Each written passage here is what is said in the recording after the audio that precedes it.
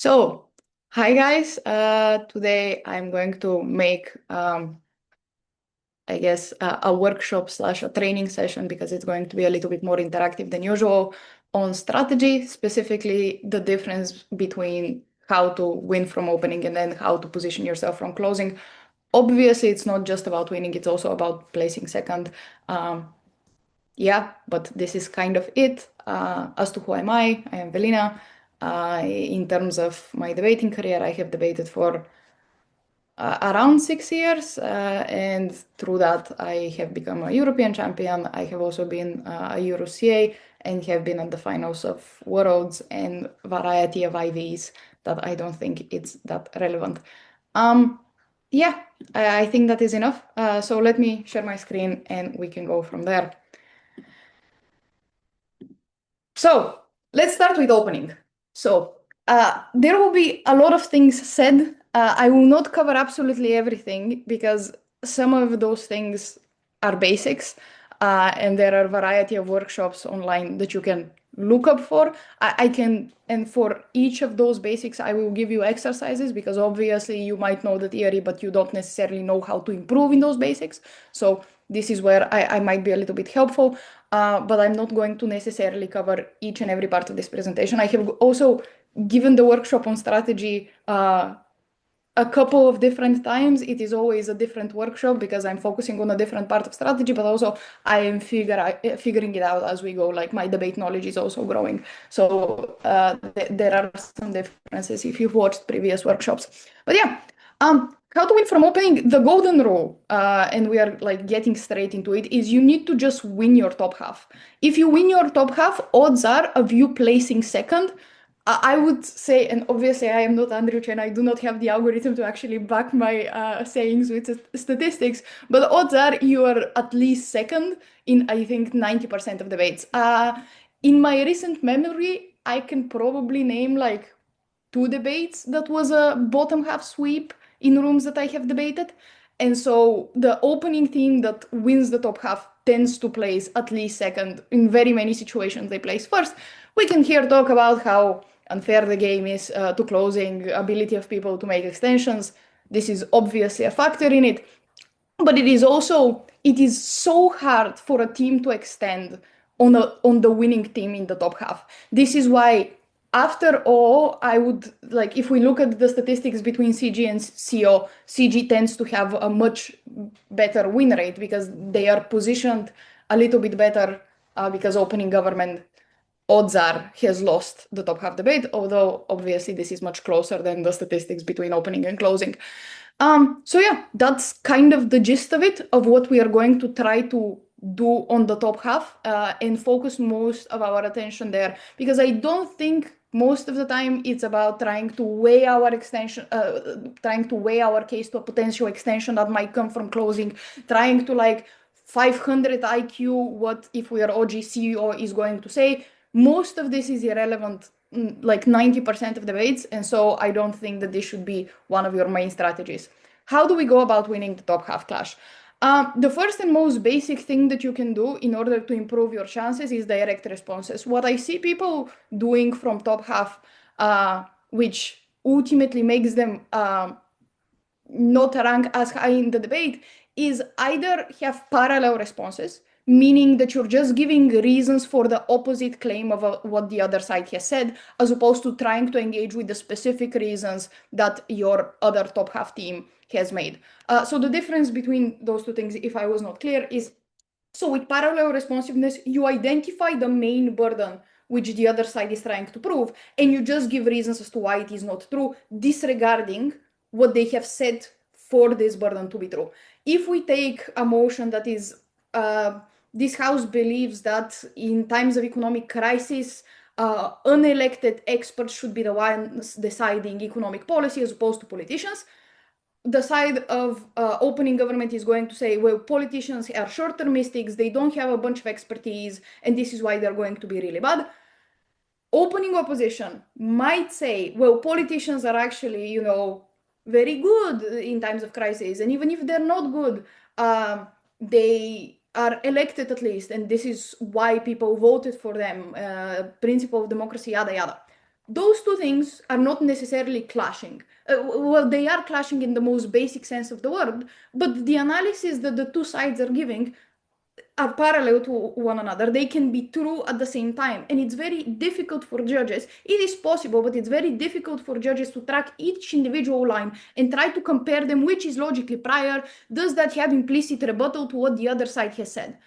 What you could do in this situation is take the specific reasons that opening government has given on why they think politicians are short-termistic. For example, they're short-termistic because they want to win elections, so they're just going to take out massive debt in times of crisis that later on governments are going to have to deal with. The reason why they also prioritize this as an incentive is because they won't be in power in later governments, or at least they're not sure. That's why they don't particularly care. Now, you don't necessarily, you don't only have to engage with the idea that they're short-termistic, but you need to engage with the underlying reasons they have given for why they're short-termistic. And as in my example, those reasons would be, well, they have an election incentive and they don't care for dealing with a crisis because the crisis will happen later down the line. Those are the two underlying reasons. And those are the reasons that you need to directly respond to. Why does not this align with their election incentive? And why do they actually care for the economic condition of the government in a couple of years? So those would be the things that you want to attack, those specific two reasons, not necessarily that politicians in general are competent or politicians in general are going to handle the crisis correctly. So this is the direct responsiveness bit. What are the direct responses and why is it very important? As I said, judges tend to get very confused in those situations, and the call tends to be honestly a coin flip sometimes, because even for the best judges in the world, it is really hard to pick and choose between reasons. How to improve direct responsiveness? A couple of different things. The only thing that I have labeled here is tracking. But there are other things besides tracking. Why I have put down tracking? Well, because I think it's the main problem that people have as to why they don't directly respond. I just think people either shut off after they hear the initial, well, politicians are short-termistic, and this is the only thing that they think they need to rebut, and don't listen to the underlying reasons to why people are short-termistic, or either two, get confused because of the structure of the speech and don't necessarily find those underlying reasons, or they're not as explicitly flagged. And so a tracking exercise to, okay, for each mechanism, what was the proof that they gave in order to back it up is something very useful, especially because judges sometimes they listen to a speech holistically. Maybe they didn't give the underlying reason why politicians are short-termistic when they said politicians are short-termistic. Maybe they gave it a little bit later in the speech. Maybe they gave it in an example. A judge would still credit that towards this analysis, especially if they're a judge that tracks really well and also wants to evaluate the clash in its fullest extent. And so tracking then becomes especially important because the judge is tracking better than you in 90% of cases. You want to reverse that percentage. You want to be tracking sometimes even better than the judge. And there are two situations that are going to come out of that. Either they're not going to have underlying reasons, maybe they just don't have them. Then you can flag it to the judge, tell explicitly they asserted that politicians are short-termistic. And secondly, you have a much greater ability to actually respond to this. How do we train tracking? Very simple. We just pull out any PM on the internet and we try to systematically take notes on it. And by systematic notes, most speeches have between 1 and 3 mechanisms for an argument. Focus only on one argument. Identify what were those 1 to 3 mechanisms that are causing the change within the argument. This is important because there is going to be some characterization. There is going to be some throwaway reasons. You don't care about that. Most of the time, you just care about the burden of change, why exactly under their side there is a change achieved in the motion, what were the specific mechanisms, what were their underlying reasons. And if you practice that a couple of times, it's going to become easier. A second note to what would be a great way to practice this exercise is if you start with a very structured speaker, if you start firstly listening and tracking to a very structured speaker. Why? Because then you learn the structure in which they make the mechanisms and you search for this structure in messy speeches.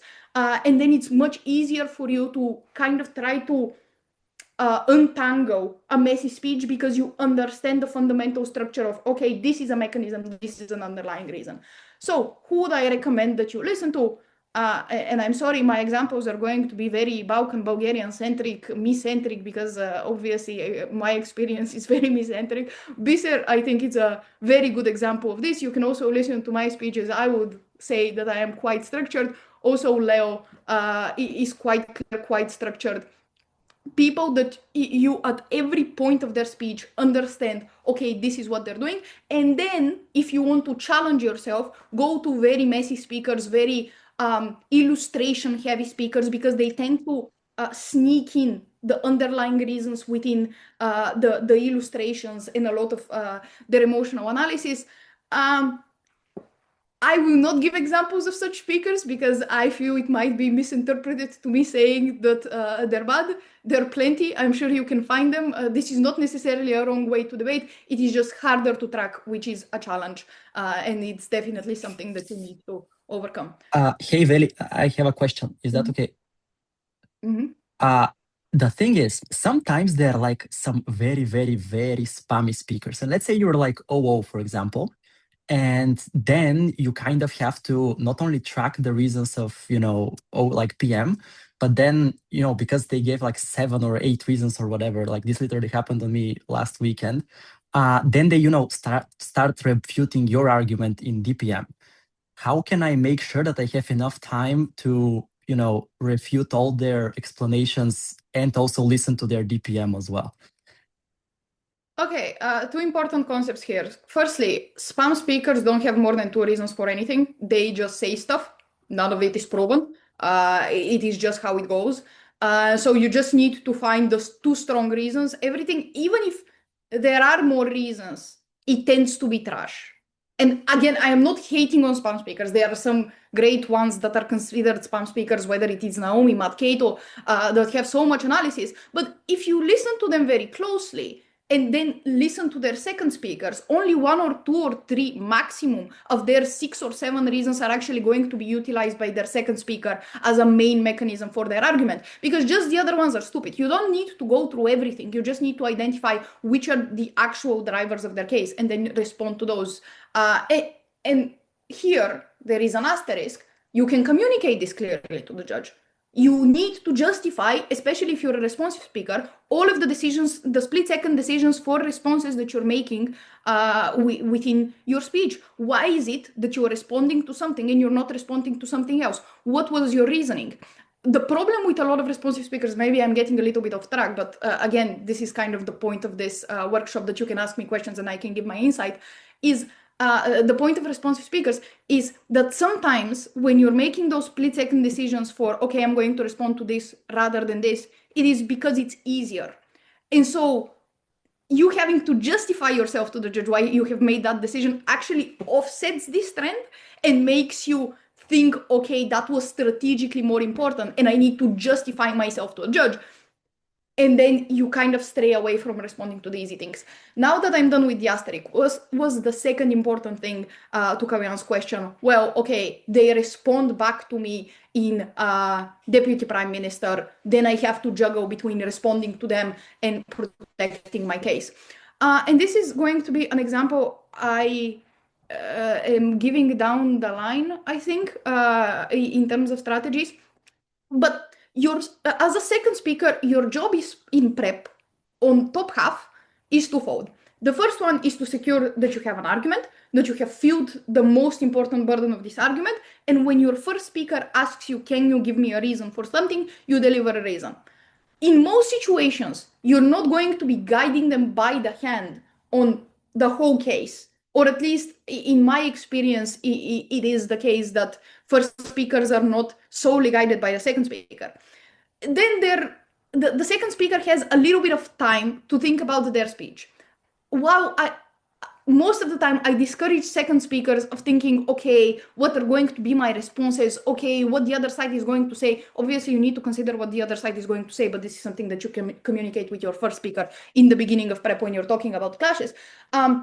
But fundamentally, because you're listening to your first speaker and you're building the case together, as a second speaker, you always need to be thinking, okay, is this burden filled?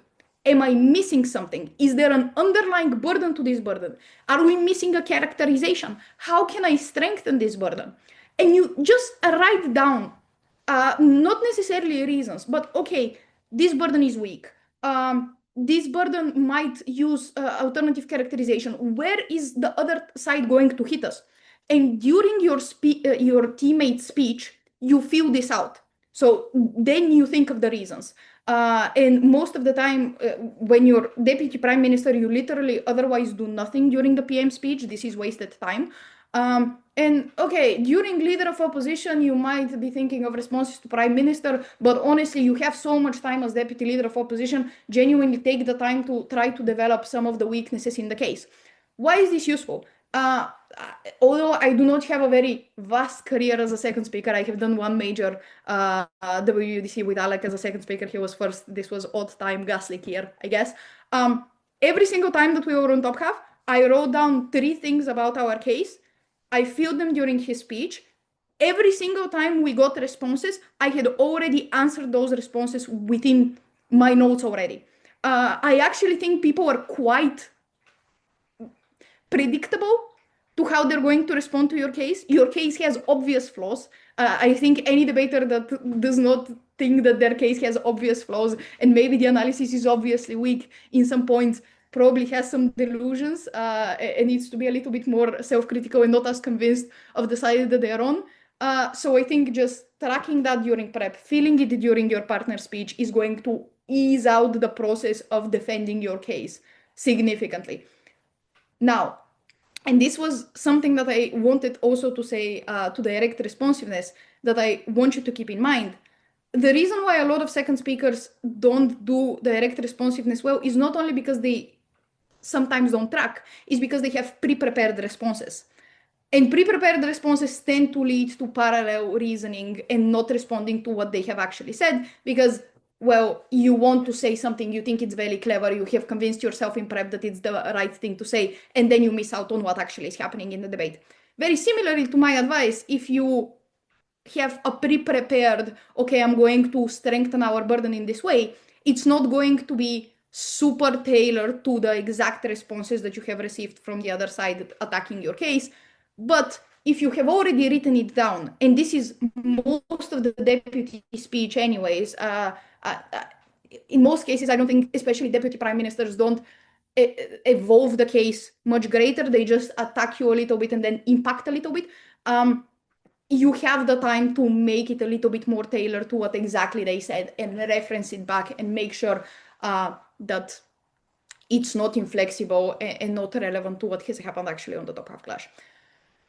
Okay, taking a big step back, I hope that was clear. I know I said a lot of words. I know I also speak quite fast, but this is because I want us to get through a bunch of content. Let's move on to weighing. Very ignored part in top half. The thing with weighing is what top half teams tend to do is they try to wait to their closing, not necessarily to the other side that is already in their direct clash. E.g., if you're an opening government, you don't actually try to weigh with opening opposition. Like for all of my judging, I can probably name like 2 or 3 debates maximum that I have seen a top half team weigh actually against another top half team. Why? Well, weighing is obviously hard. You have the basic metrics for weighing. If you don't know what are the basic metrics for weighing, I really suggest you check out any the workshop for weighing. I think I can name them on the top of my head. You had number of people affected, depth of how much we are affecting them, whether the group is vulnerable or not, whether the impact is certain, whether it's in the long term, short term, whether it is urgent / it has a safety net, and probably I am missing something else. But those are the most basic, like cookie cutter ways to weigh. The problem is people take those, 5, 6 metrics and just think that if they say our case is more certain than theirs because their thing maybe happens, maybe doesn't happen, that's not weighing. You haven't explained why their thing is uncertain. You need to, when you're weighing, you need to take it as rebuttal. You need to take it as arguments. You need to spend 2 minutes analyzing each of the claims that you're making within the weighing. If you're saying their case is uncertain, you need to spend a minute explaining with the reasons why their case is uncertain. And then you're claiming your case is certain. You need a minute explaining as to why your case is certain. And then you're making a third claim that certainty is the metric on which the debate needs to be weighed upon. Again, for that claim, you also need reasons. I think this is the fundamental problem of how people approach weighing and why they never get to be credited with the weighing, because they just say, okay, metric of vulnerability, our group is more vulnerable. How much more vulnerable? Explain why the other group is not vulnerable. Why is the vulnerability the metric that we ought to care in this debate? And actually spend a hefty amount of time trying to do this. And especially on the top half, I think people get lost in rebuttal and then get lost in impacting. And because maybe they also did not spend a lot of time thinking in prep how exactly they're going to weigh the case, they never get to the weighing. Weighing is one of the most sure ways in which you win the top half, especially because nobody does it. And it's like very easy for judges to just cling to this weighing and explain it. Anton, go. Is it possible to weigh from PM?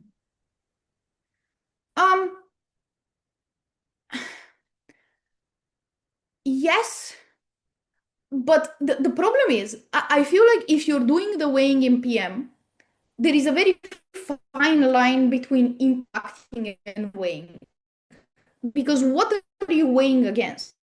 You're just, I feel like in most instances, when we're talking about weighing from PM, you find an impact, and then you have went through the weighing metrics, you have chosen maybe 2 of them, and you have explained why the impact is corresponding to those weighing metrics. If we're talking about a real weighing against something, so it's comparative in Prime Minister, well, obviously it's a little bit hard because leader of opposition has not presented their case. If it's obvious and you have the time within your speech to allocate maybe a minute on weighing, where you are explaining, okay, we do think that this metric is the most important one in the debate, and here is why. Sure, it's just, again, you're taking the risk of A, they're not going to run the thing that you think that they're going to run in the exact same way, and B, I just don't think Prime Minister has the time to do this.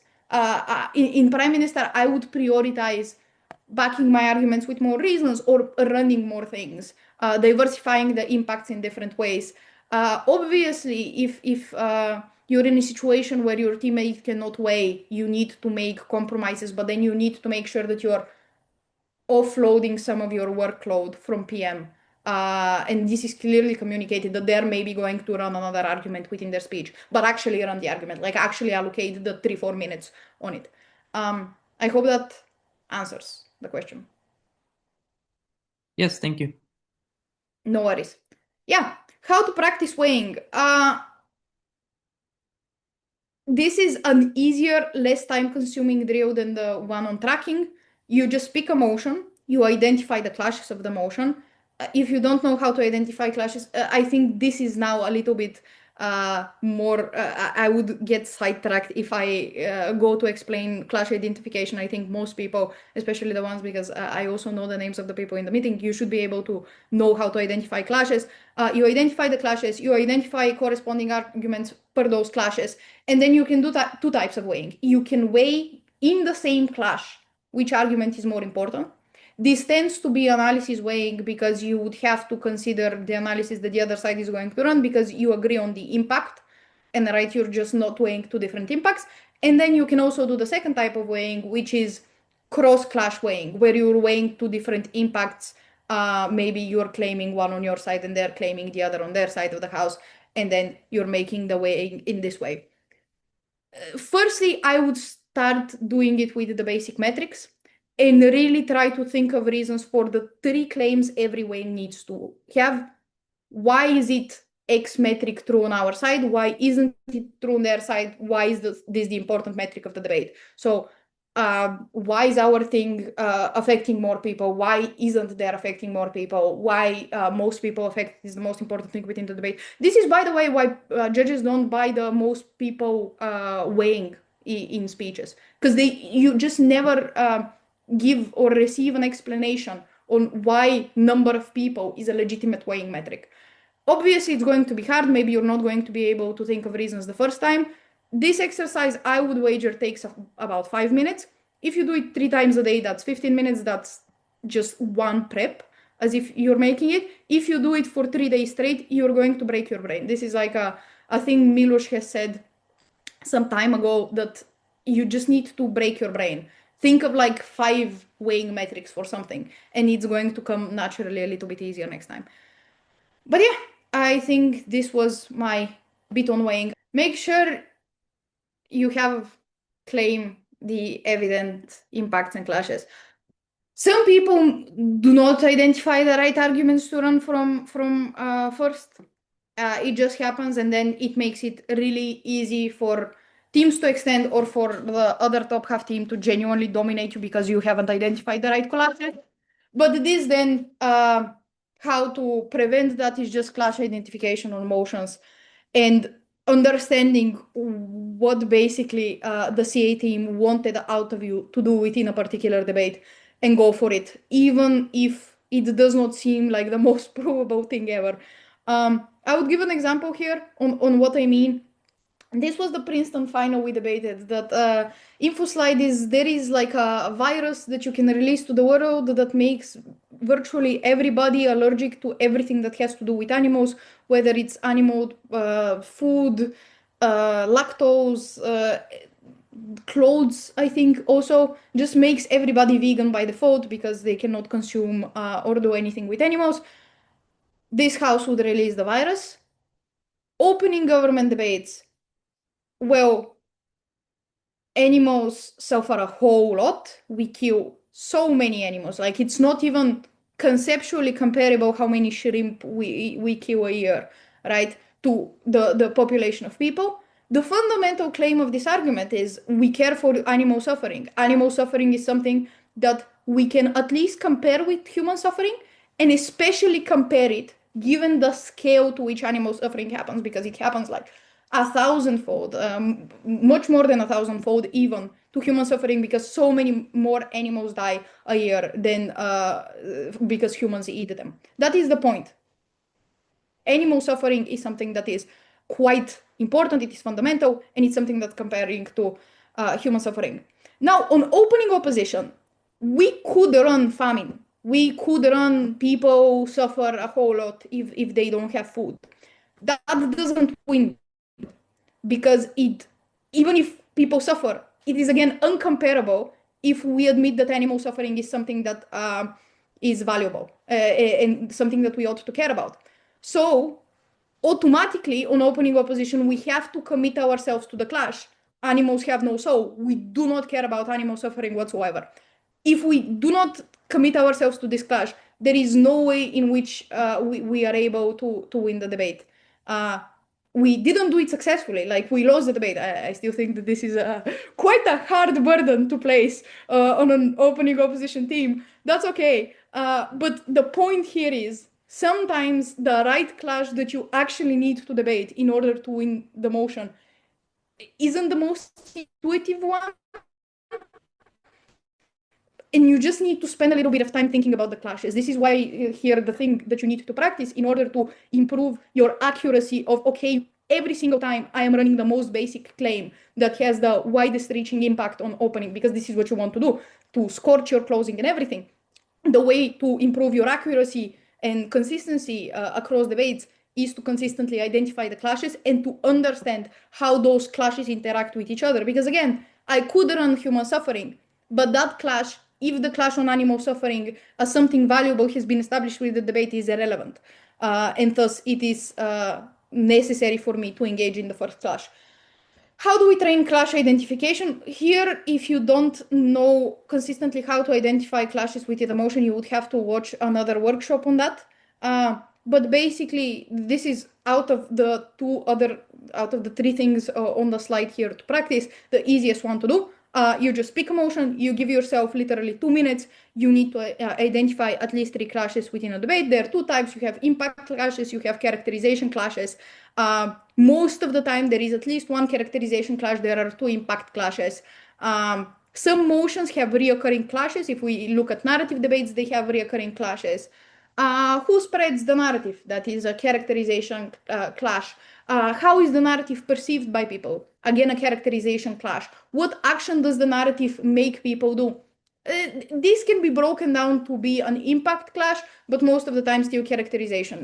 Narratives tend to be a lot about characterization, and thus it is only fair for the clashes of narrative motions to reflect that. If we look at social movements, we always have, okay, do we have more supporters? Do we have more effective lobbying of the government? Do we have more support from companies? Do we achieve more tangible change? The trade-off of most social movement debates is quality versus quantity. Do we care for more people doing less, or a small amount of people doing more? Understanding that a lot of those motions have reoccurring things. If we look at economics, it is often about, does this increase growth? Does this increase risk? And that's virtually it. Most economics motions are just that.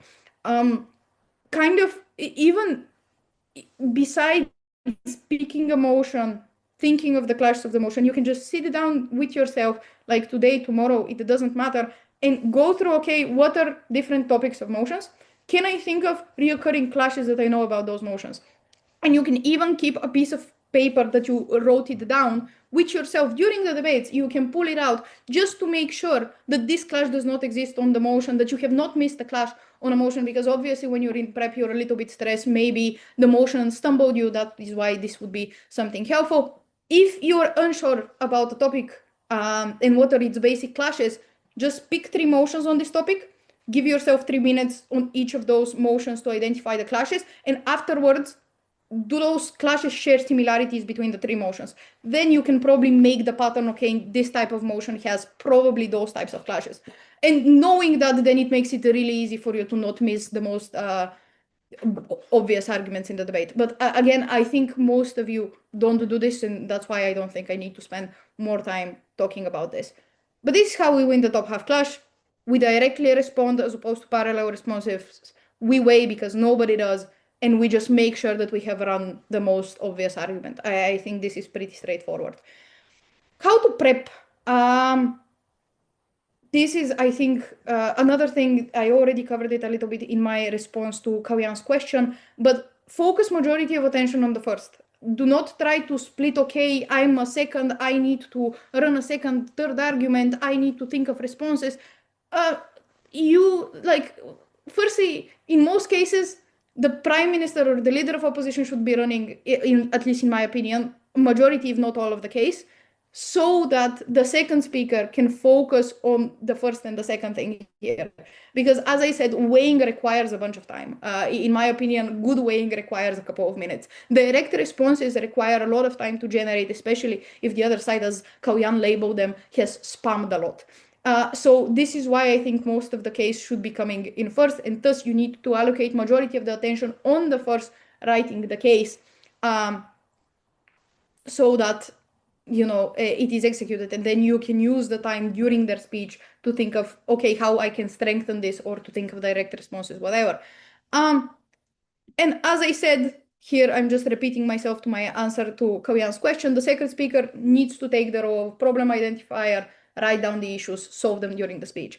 Now, there are 2 things that you can practice in order to improve this ability. The first one is burden identification. The second one is weaknesses. So for burden identification, there are a couple of different exercises that you can do. You can either just take a motion, pick a random argument, try to think of all of the different burdens of it, and then maybe give it to your teammate, or try to be critical like the next day towards this argument. Okay, did I miss something? Actually, when they released the video on the answers to the judge test, there was an example of, okay, 3 different arguments, which ones are missing an obvious burden. And I think one of them was missing an obvious burden. The other 2 were also missing burdens, but they were not so obvious. You can just even go and look at this question and try to, okay, which one was the one missing an obvious burden, which others weren't missing an obvious burden, but were still missing a burden. And then you can apply the same logic to, you can pick a speech, listen to that speech, odds are they're missing a burden. To be honest, people are not great at feeling their burdens. Why is this the case? Well, obviously, especially if you're running a hard argument, it is hard for a reason. It is hard to prove a change. It is hard to prove a change convincingly. And so they're always going to be lacking something there. Those are the types of exercises that you can do in order to improve your burden identifications. If you don't know the basics about burdens, like what are the basic burdens, why do we have burdens that show up sometimes but not in other times, I recommend the workshop there. Again, I cannot just cover everything. It is just the general strategy of top half. Then the second thing is how to identify weaknesses within the case. Because I think it's different, right? Sometimes you're feeling the burden, but you're not just doing it very convincingly. So there are two types of weaknesses that you can be having. The first one is if you just have very simplistic reasons that are not necessarily connected with the motion. If we go back to my example of whether we should elect, whether we should have unelected experts dealing with economic crises versus politicians, and opening government has said, well, politicians are short-termistics. This is very simplistic analysis. Because if you think about it, this is stock. The reason why we don't like stock is because it's unspecific to the motion. Why it is exactly that they are short-termistic that is related to economic crisis. Look, they can go the extra mile and then it wouldn't be unspecific to the motion. They can say they're short-termistic, and the thing, how it manifests here is that they're going to take out a bunch of loans because that's what's popular, that's what's going to boost growth. You're going to make stimulus packages to people. It's going to increase circulation of money into the economy. Everybody, at least in the short term, is going to view you as a hero. Then it would be tailored to the motion and it wouldn't be simplistic. But most of the time, especially if you're stressed and you're OG, you give just stock reasons that are very simple. And then that's an immediate weakness. In second, you probably want to make it as specific to the motion as possible. Especially, again, on the burden of change. This is the one that you should be focusing most on. Why is it that on your side of the house there is a unique change? And unique here is a highlighted word because obviously change can be generated on both sides of the house in different ways. Why uniquely this type of change is generated through the motion that you are supporting. Veli, here I have a question specifically for this.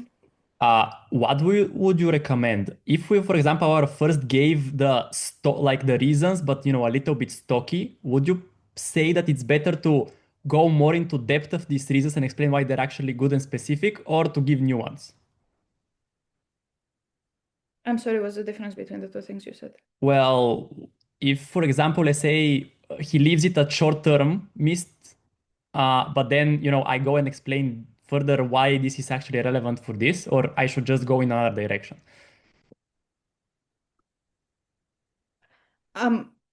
If this is your case, then I think you should be supporting your case. Like, the thing is, a second speech will not... Obviously, a second speech can win a debate by a rebuttal. I highly doubt that a second speech can win purely by a rebuttal. A good room. Rooms, and especially good rooms, are won by arguments, not necessarily... The rebuttal is what making the argument strong. It's making it in a more favorable position. But it is the argument that is winning the room, because the argument is the thing that is proving the change, right? Or at least maybe this is a very PM-centric position of me, but even with Alec, we have always viewed it like this. And if you listen to a lot of speeches of Alec, he does that a bunch. He takes the same reasons. Sometimes he just blatantly repeats me because he doesn't listen as closely to what I am doing, and sometimes he thinks that I'm way too simplistic. But most of the time, he elevates the reasons, makes them much more specific to the motion, adds more nuance, because it is this case that is going to win the debate, not necessarily trying to run another impact or trying to respond in the best way possible. If you have a strong case, you're in a very good position to win the round. So I think you should be backing your case up. But again, very PM-centered position from me. So those were the first types of weaknesses, which is just stock reasons that are unspecific to debate. The second type of weakness is just, this is emotions when you're arguing the same impact. And it is by design that there is going to be parallel analysis because you're arguing for the same impact. Again, sorry that I'm giving the same example all over again, but the politicians' motions and elected officials, here by design there is going to be parallel analysis, regardless of how direct responses you want to have in second. The first two speeches are going to have parallel analysis.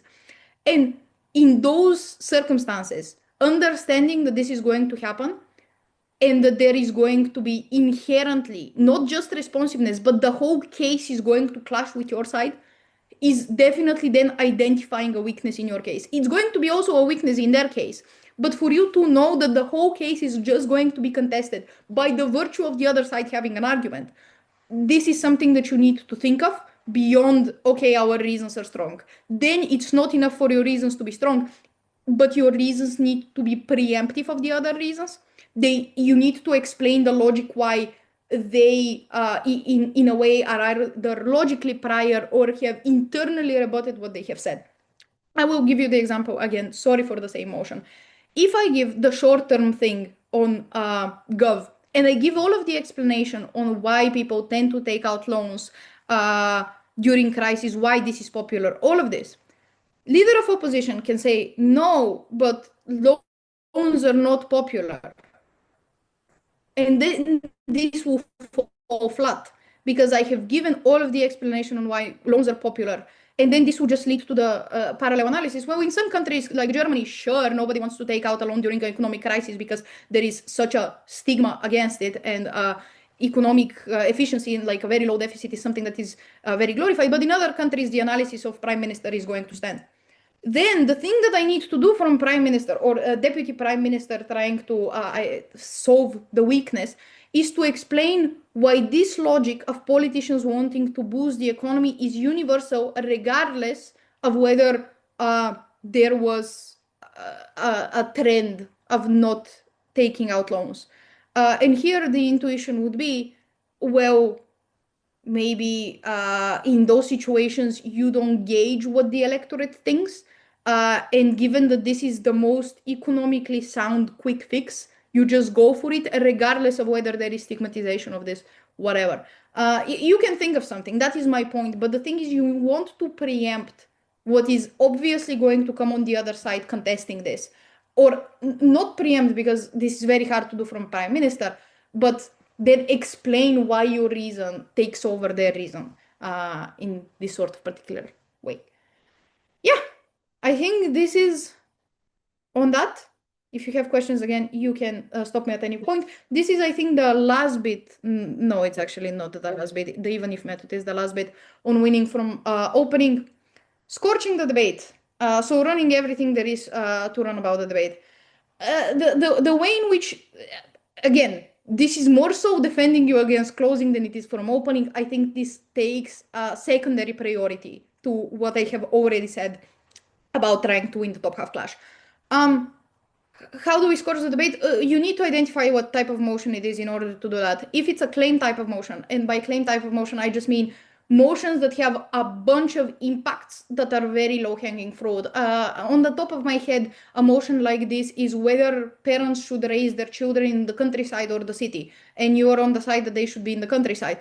Oh, okay, nature, no crime, you have more freedom, you can make more meaningful connections with people, you're not as materialistic. All of these fall under the same umbrella, which is quality of life, but they're different impacts, right?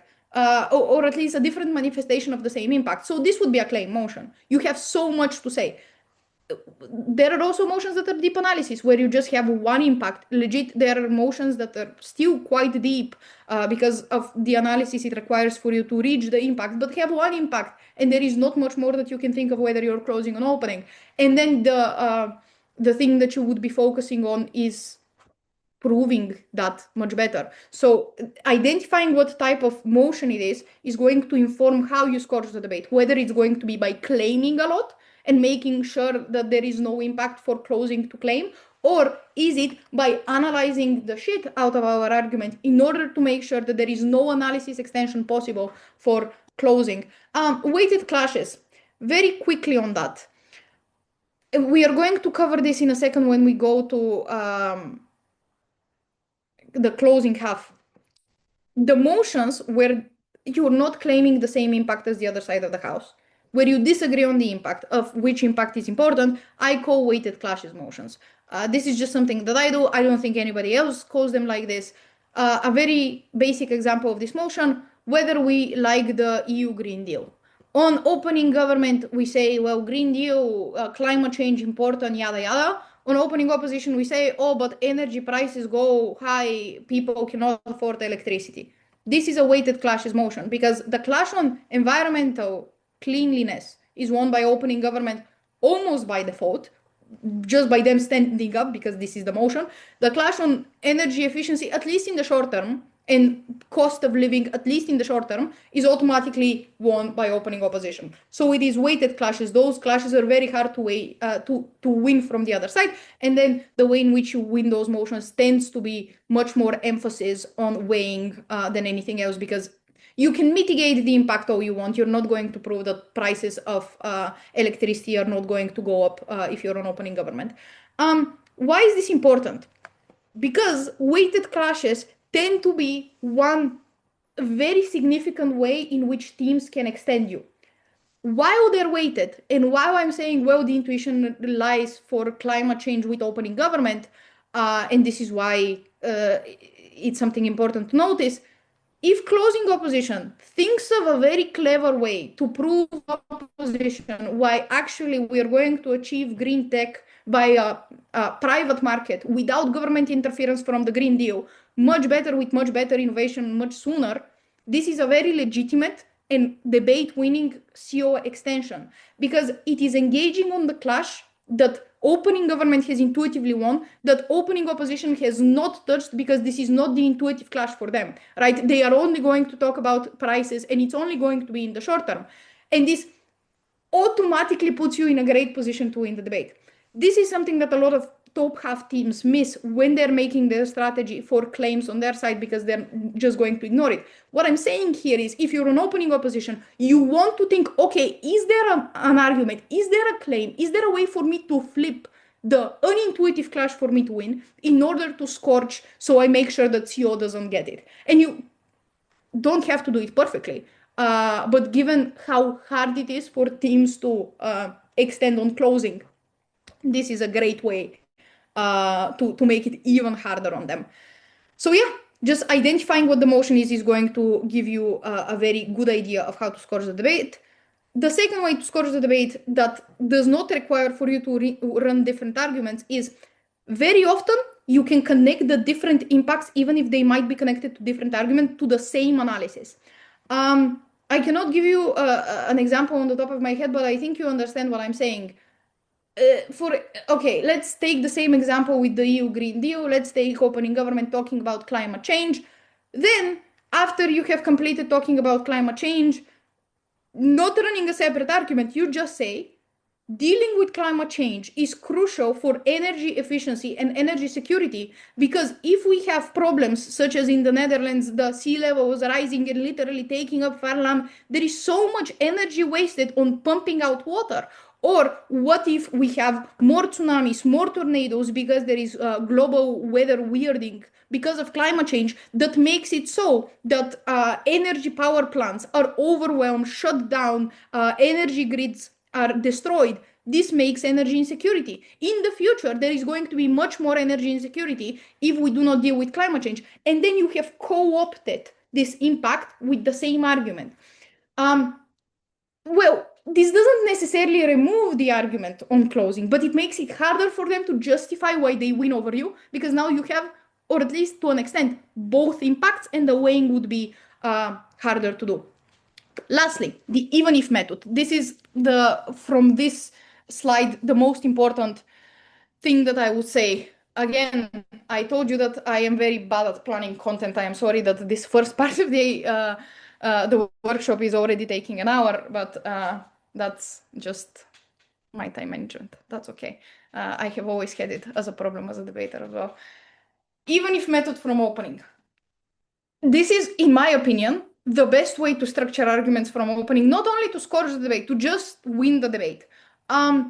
You want to start with the most devastating and end with the most charitable. I would explain what I mean by this later. I actually think that the labeling here is quite opposite of what I mean. By most devastating, I mean most devastating to other sides of the debate. This is the thing that you probably are not winning, because it's just so hard for you to win. For example, if we take the same motion about the EU Green Deal, this would be from opening government, the first thing for you to claim is energy efficiency is actually better. Prices are actually better under green energy. You are probably losing this, but you want to claim it first because you say, okay, on our side of the house, we have better prices for energy. Here are a bunch of reasons. Even if we don't have better prices for energy, we at least advance this sector to be competitive with the coal sector, which makes in the long term more competitive prices because competition increases. So even if in the short term we didn't achieve this, although we have claimed it, we have reasons for it, in the long term, and even if in the long term we don't achieve it, we have all of those impacts on the environment that we are able to make because we have the EU Green Deal. So we are saving these things. And this is the most charitable. The last thing is the most charitable. The most charitable, by most charitable, I mean the thing that is easiest for you to claim. And it's the easiest impact from your side for a judge to win, for a judge to give you the win. The idea of this is that you structure your speech so clearly that the judge needs to hop through so many mental hoops not to give you the debate. Because you have a clear winning method. I am winning this. Even if I'm not winning this, I'm winning this. Even if I'm not winning this, I'm winning this. And here is weighing why this third thing, which is the most easy thing for you to claim, is weighing metric, insert weighing metric, most important within the debate. There are 3 or 4 different hoops that the judge needs to jump through. But again, the first 2, you're probably not winning. They're just there a little bit for pizzazz and sparkle and trying to confuse the judge, to be honest. Yes, Anton, go. Would you spend the most time developing the clash that is most charitable for you and not as much developing the one that is most devastating for you? Or would you like equally allocate time with like developing? I would spend the most time on the one that is most charitable. So the impact that I can claim the most, but I would still structure the speech where it looks like I am allocating some emphasis and some priority to the clash that I am losing. So this is kind of the optic illusion that you're trying to create in a speech. This is a little bit of a scam. By the way, again, I'm sorry that I'm so me-centric and I'm giving examples maybe with myself. I think a good example of this is what we do in the Octo of Worlds with Alec. I am Prime Minister. You can listen to the speech. Granted, the motion as it was given for the Octo final literally gifts opening government an argument, meaning that I genuinely do not have to spend any time on the charitable case because I just have an impact without claiming anything. And then most of my speech, I do this even if where I'm trying to contest each and every single one of the impacts of the other side of the house. And then I just, at the end of my speech, get to claim an impact because the way in which the motion was worded. But this is, sometimes it happens that motions allow you to do that because they're just not worded perfectly. Steps to do the even if. You generate clashes, you identify what you're winning, what you're losing, and then start the ones that you're losing, go to the ones that you're winning. Let's look at another example. This house believes that the rise of social media as primary source of news distribution has done more harm than good. Basic clashes in this motion, whether we have more or less access to the news, whether we have more truth on the news, and here it could be quality of reporting, it could be who is reporting it, whether we have censorship, and obviously this has some intertwinement with social media organizations, algorithmic preferences, all of this. I would encompass it under this clash of more truth, and then we have more discourse. And by more discourse, I mean people talking about the news, but I also mean change being generated by the news. Does it generate enough outrage for a government to do something? And on which side of the house does this happen more? Let's take the perspective of proposition. Proposition is losing on access. Social media obviously makes the news more accessible. Prop is obviously winning on quality. News outlets tend to be much more rigorously in terms of journalistic practices. Also, you have a very good argument on prop here, which is to say social media has massively decreased the revenue of traditional media, and traditional media now, in the presence of social media, are also forced to disregard their journalistic practices. So it is not only that social media is more popular and people go to it and it's untruthful. It is that it has destroyed traditional media, so people do not also have an alternative to look at the news in a very quality way. This is again, two different arguments too in this clash. Very strong position that proposition has on this. I feel like a football commentator. I'm sorry, the World Cup has gotten to me. And then you have the clash on more discourse, which probably opposition gets because the social media outrage that can be generated, the conversation that can be generated, like the grassroots movements, much easier through social media. How do we then go on to make our stance and do this from Prime Minister? We say, okay, actually, social media has not increased access to the news. And we can think of reasons as to why this is the case. We can say that we can here make the integration of this has decreased revenue for journalistic organizations. So actually news reporting has decreased. We can say that.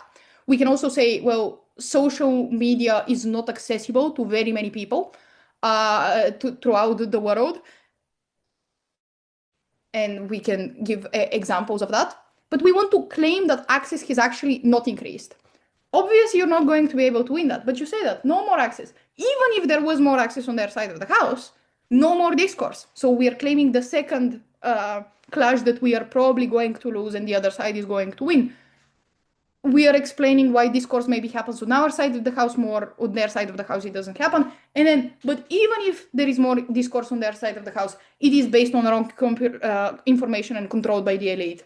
We think then through all of those hoops, even if we lose the first two clashes, the third clash is definitely something that we win, but we have also made a very big conquest to the other two clashes. And this is like ultimately is what I would say with like pizzazz in my speech as a like pathway to victory. Yeah, this is the idea of the even if. I think you can implement it in most motions, to be honest. You just, again, need to follow the structure of generate clashes. Which are you winning? Which are you losing? Start from the ones that you are losing. Try to contest them as much as possible. But I would not advise this for people that have problems with time management and problems with impacting, because this is a very analysis heavy way to approach first. Because obviously for all of those things, especially for the first two, you're giving only analysis because you're not trying to claim the impact. You're not trying to impact it on your own. The other side is going to impact it for you, especially if you're winning it. So people that struggle with impacting tend to really like this, but then this disadvantages you because you get biased, you do impacting even less. And time management, obviously this requires for you to be able to spend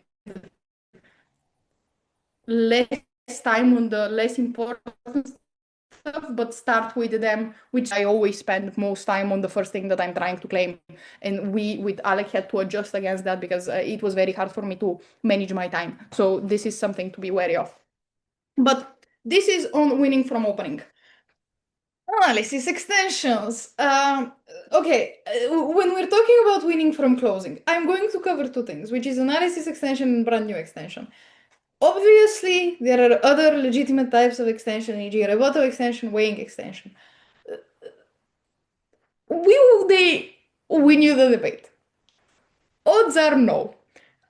Just the reality of things, I know maybe of 3 responsive speakers that can actually take down a case, and I have seen it done to me once, to other people 0 times. I don't think that is a thing that happens very often, executed successfully, obviously, but to be honest, I also do not think that it is done enough. I think sometimes people are very trigger happy to just make an EPL extension or just like, if their ESL run the same thing as their opening. In those situations, I really do suggest running a rebuttal extension. I think it places you in a much better position. Maybe part of the reason why I don't think that they work is because I haven't seen them enough because people don't do them. So in terms of that, if your comparative is running the same thing as your opening, do go for a rebuttal extension or a weighing extension. Although the second one is harder. Our conversation about weighing is hard. Nobody does it.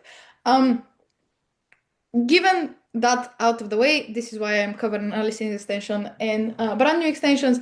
There is a second asterisk, which is to say, a lot of analysis extension, especially when it is about deciding the clash on the top half. I think most analysis extension, if it's done correctly, should be about deciding the clash on the top half. It utilizes both rebuttal and weighing in order to do that successfully. So it is still a necessary part of it. And thus, to an extent, I'm still talking about them. It is just integrated within analysis extension. So let's talk about it. How do we do successful analysis extensions? So there are... okay, I just wanted to see how my slides are structured. But there are basically 2 or 3 situations, I'm assuming. Yeah, there are 3 situations in which analysis extension is something that is incredibly viable. There is a deadlock on the top half. There is a missing burden on your opening team, and the top half, not necessarily, it's not deadlocked. It was just incredibly messy. Let's unravel those situations. Again, some of our previous discussion on clash work is something that is very important to those conversations, so do keep that in mind.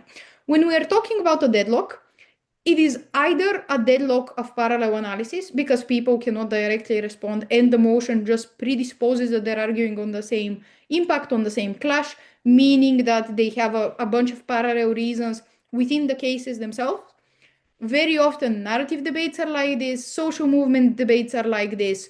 Anything that has to do really with individual decision making and where normal people are the actors that are taking charge, those debates tend to have a lot of deadlocks precisely because, well, obviously this analysis can be applying to the same people in different situations of their life, the same people in different situations of their day, or different people across the world. And this is why it is really easy for people to fall into the trap of parallel analysis, but also our conversation about direct responsiveness, and people don't do it. So very often in cases where you're arguing the same impact or very similar impacts, it just ends up that the top half is very messy.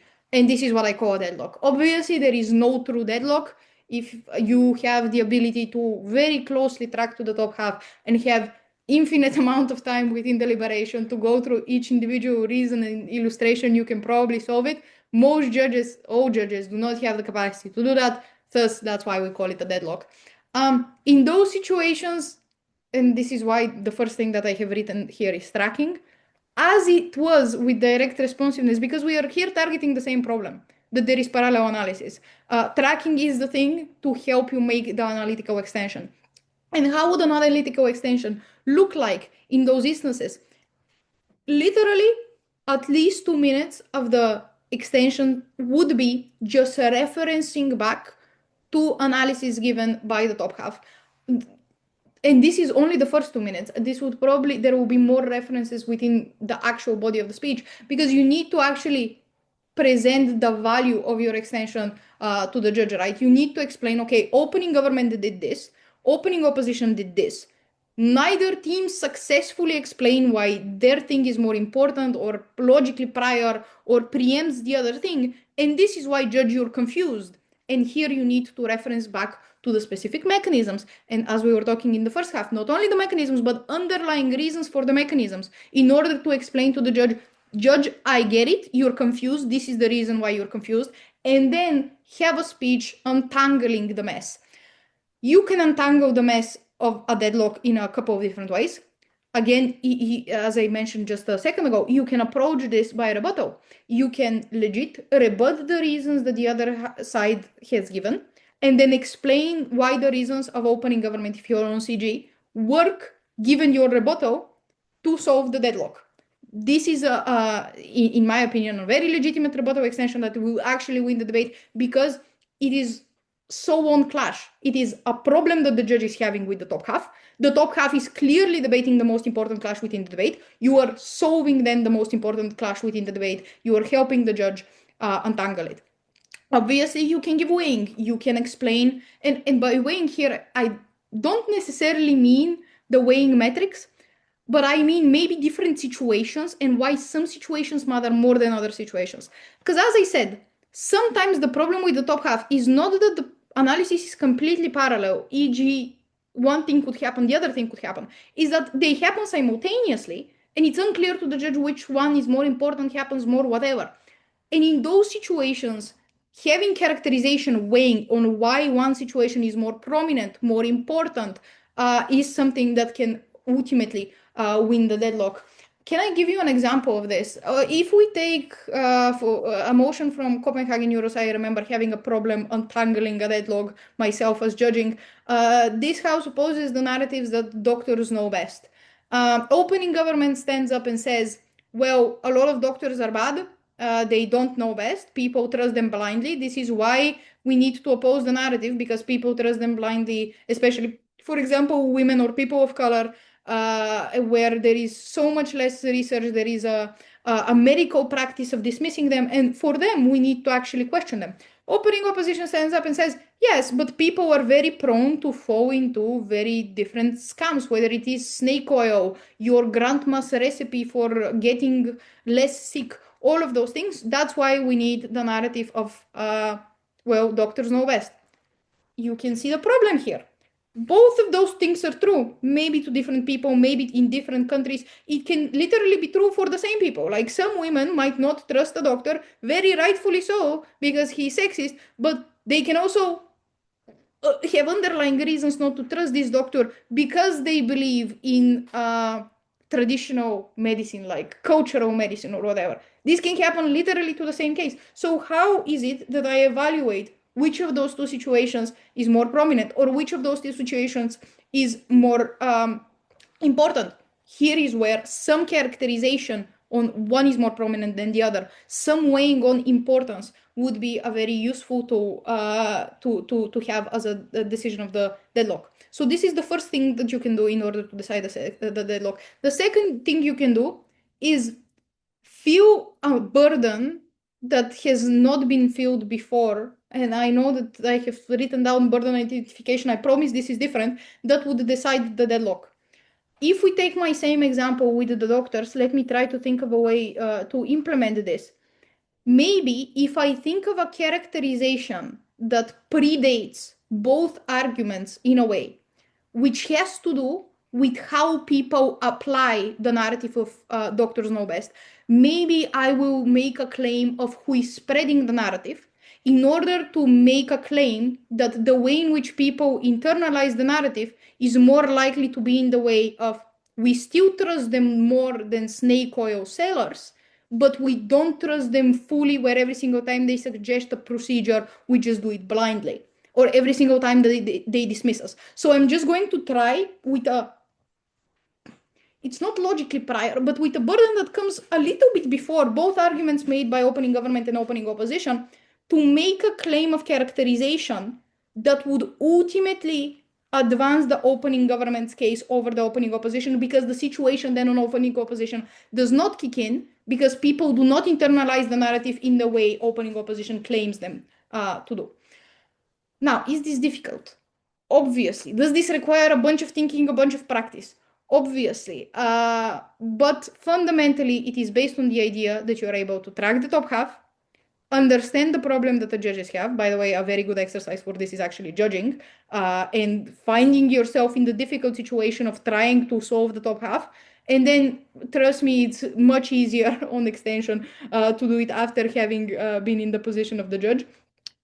And then, obviously, there are other skills to utilize, which is how can we creatively try to think of maybe a burden that pre-exists or a characterization that predates both those arguments. An exercise for that would be think of the argument on opening government, think of the argument on opening opposition. How can you, with purely characterization or with purely just a missing piece, explain why one is more important than the other, assuming kind of that, not necessarily that both happen, because here you would disprove that opening opposition doesn't happen, but you wouldn't directly engage with opening opposition. You would find something that predates their argument in order to engage with them and take down their case. I hope I'm making myself clear. This is the idea here. But again, all this is under the conversation. This is in motions where the impacts tend to be the same between proposition and opposition. So there is a lot of parallel analysis. Obviously, it can also be in the other type of motions where you disagree on the impact, but then the deadlock solve would be just weighing. And this is, again, not a situation I advise, because purely weighing is very difficult to do for 7 minutes in extension without any substantive case, very risky strategy. This is why I think this deadlock solve only works, or at least majority works, on motions where there is an actual very difficult to solve deadlock on the top half. Yeah, the second thing we can do with another, and by the way, this also really helps if you are struggling to find a unique case, which very motions obviously might be shallow. You might not be thinking of all of the arguments. This is why I'm covering analytical extensions first, because they are going to make you feel at least a little bit safer from closing on how can we consistently come up with an extension in a motion that we genuinely do not think we can think of another argument. Let's talk about burden identification. Again, if your opening is missing a burden, filling that burden, easy extension. A very good example of a speech you can watch here, and I really do advise, because there are no words that I can say for 7 minutes that would explain it as well as this speech, is Bisser's speech in the ESL semifinal of Dutch EUDC. Does it perfectly, explain what the missing burden is, why it is important, gives a bunch of reasons for it. This is the structure. How do we go about that? Well, you need to firstly be able to track very well your opening, which goes back to tracking exercises. This is something that you should practice. And B, being able to know what the burdens of an argument are and when a burden is missing. But again, this then goes back to, do we know the basic burdens? Do we know when burdens get complex? Can we practice it a bit? That's why I said a lot of this, I can give you a lot of theory, but ultimately it is basics with this more complicated theory that is actually going to help you win the debates. Let's now talk about fundamental questions, because this is the third way in which we get to extend on our opening, which is not necessarily that... this is the same motion, by the way. Doesn't really matter. Given that I explained to you why it's parallel analysis, that is why I didn't give you the example, because we covered most of this motion in the first half. Yes. Sorry, I just saw a motion here and I remember that I didn't go through something on the slide. Yes. What do I mean by this? This is not necessarily that there is going to be a deadlock on the top half. And it's not necessarily that the top half is going to be missing something very obvious. But there are some motions that are super sneaky with what they're actually trying to claim. And the best way in which I can explain what I mean, because I know I'm being very vague and what does this have to do with extension, is to look at this motion. This is, by the way, not an original thought. I have heard Hadar say this with this exact motion, and this is where I got this from. But this house regrets that NATO did not dissolve after the fall of the USSR. Now, what will happen on the top half of this debate? And I think everybody can identify that. On opening government, they are going to say Ukraine, Georgia in 2008. All of those things happened because NATO made Russia aggressive and Russia needed to retaliate. This is what opening government says. Opening opposition says, no. Russia was going to be aggressive either way. If there was no NATO, actually they would have been much more aggressive and we could have not defended ourselves as well as we do right now. This is going to be the top half clash in any room that you enter. Maybe there will be some Kosovo conversation, but most of the conversation, I think, would be this. What's the problem with this? The top half is going to fall for debate to discuss why NATO is very good defensively or why NATO is not very good defensively, and why Russia has invaded Ukraine, whether Russia would have invaded Ukraine either way. This doesn't actually address the fundamental question of the motion. And it takes a little bit of time to understand the fundamental question of the motion. And this is why this is a legitimate extension. There is, before, I know I'm baiting you and not giving you the fundamental question of the motion. I find it funny like that. But very often, a reason why CAs justify motions that have 1-2 clashes, very few clashes, is because they require depth of analysis. And with depth of analysis, it is sometimes very hard to identify what exactly you need to analyze in order to win the debate. And this is where the depth of the motion is created. Now, I'm not saying whether this is a good decision, a bad decision on the side of CAs. I have obviously made it multiple times to various success rates. But those types of motions that you might consider shallow do have a reason why they're given by CAs. And they don't necessarily fit the criteria of them being shallow. Why? Because the top half would never, and I have also debated this motion before having spoken with Hadar on it. And I was opening government, I never thought of this.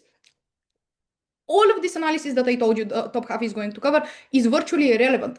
The only relevant thing is, how does Russia respond to a threat? Aggressively or defensively? It doesn't matter how strong is NATO.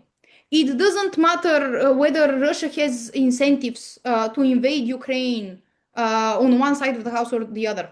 The only thing that matters is how does Russia respond to a threat? Because NATO is a threat. This is the core of the motion. And whether Russia responds aggressively or defensively. If you're able to convincingly answer this question and clearly signpost it to the judge, here is what the top half happened. They never actually engage with this. All of this analysis that they say is dancing around the actual problem, but is not answering the actual problem.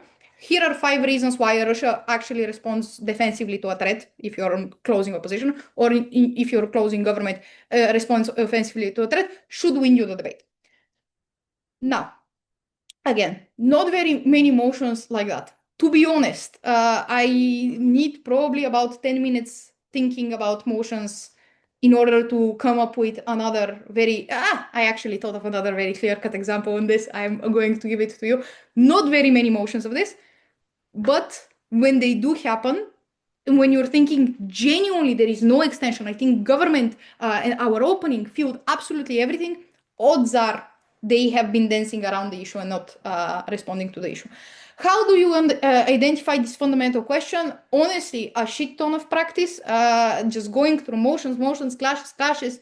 Can I make it more systematic? Can I narrow down the clashes? Is there something underlying for this clash that I am not yet responding to? Trying to go through those drills, and I do suggest drills because they take 3 minutes per motion, and you can have this feedback process much better and with much less ego problems as compared to a debate, which obviously much more time consuming, and you don't have the ability to be as critical to yourself because obviously your mentality is in the way. This is how you do that. But let me give you the other example here. Let's go, because it's a very long info slide, 2025.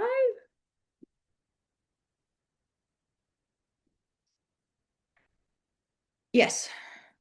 Read this info slide now. Classical education relies on teacher-led structured lectures with minimal student-driven discussion or exercises. Subjects are distinct units that are clearly a word that I cannot say, and taught primarily through textbooks. In contrast, progressive education positions teachers as facilitators with a focus on student-led discussion, project-based learning, and experimental learning. Learning is organized thematically around a single topic and can draw sources such as news articles, fiction, books, documentaries, academic papers from different areas. For this purpose of the debate, secondary schools refers to students 14 to 18. This house prefers secondary schools adopting a classical education model to a progressive education model. Now, there are a lot of words in the info slide. I get that. And if you go and make arguments, you're probably going to make arguments on clash on the top half. No doubt about it. The motion, at least it seems obviously clear to what it is targeting. But if you have the debate, and this is a realization that I had after I had made a prep on this motion because I wasn't at Panama. The motion's core question here is, do we care about access of education for the threshold of you opting into education to be low, which would be textbooks, the teacher doing the classical model, because it's very easy for students to opt in. It doesn't require a lot of effort. You legit just sit in class. Everything is being spoon-fed to you. Do we care about this access, the threshold for everybody to join to be low? Or do we care for the access to be a little bit less, for the threshold for student involvement to be higher, but then the results that those students are going to get out of their education to be better and more effective, so their education is in higher quality? Because if you think about it, all of the, okay, we are researching on our own, that requires extra effort from the student. That requires extra buy-in that not all students can give, especially given their childhood, how in various situations, how spoiled they are. It requires for them to sit down, research on their own, to be motivated on their own, as opposed to literally being spoon-fed during class. But if you do the research yourself, you're obviously going to get much more information. You're obviously going to develop those good life skills. And so the ultimate question of this debate is, do we care about access and not that good education? Or do we care not access for everybody, but for the ones that do get it, better education? This would be the fundamental question that opening is going to dance around. And from closing, if you're able to kind of see through the big info slide, also very prominent, those things with big info slides, because again, words tend to confuse people, especially top half. This is why you as a closing have an advantage. You can go in and get it from there. This is the idea here. Okay, let me summarize. What are the types of questions that tend to have this? Questions that you go like, oh, there is one clash, there is no other extension. Probably you can do something about it. Questions, motions with a long info slide, because they tend to confuse people in their wording. Generally, motions with vague wording, because the decision-making of the CA is, oh, they need time spending figuring out what debate is, and this is why it is okay for closing teams. And lastly, IR debates. Almost every single time people are dancing around the issue in IR debates.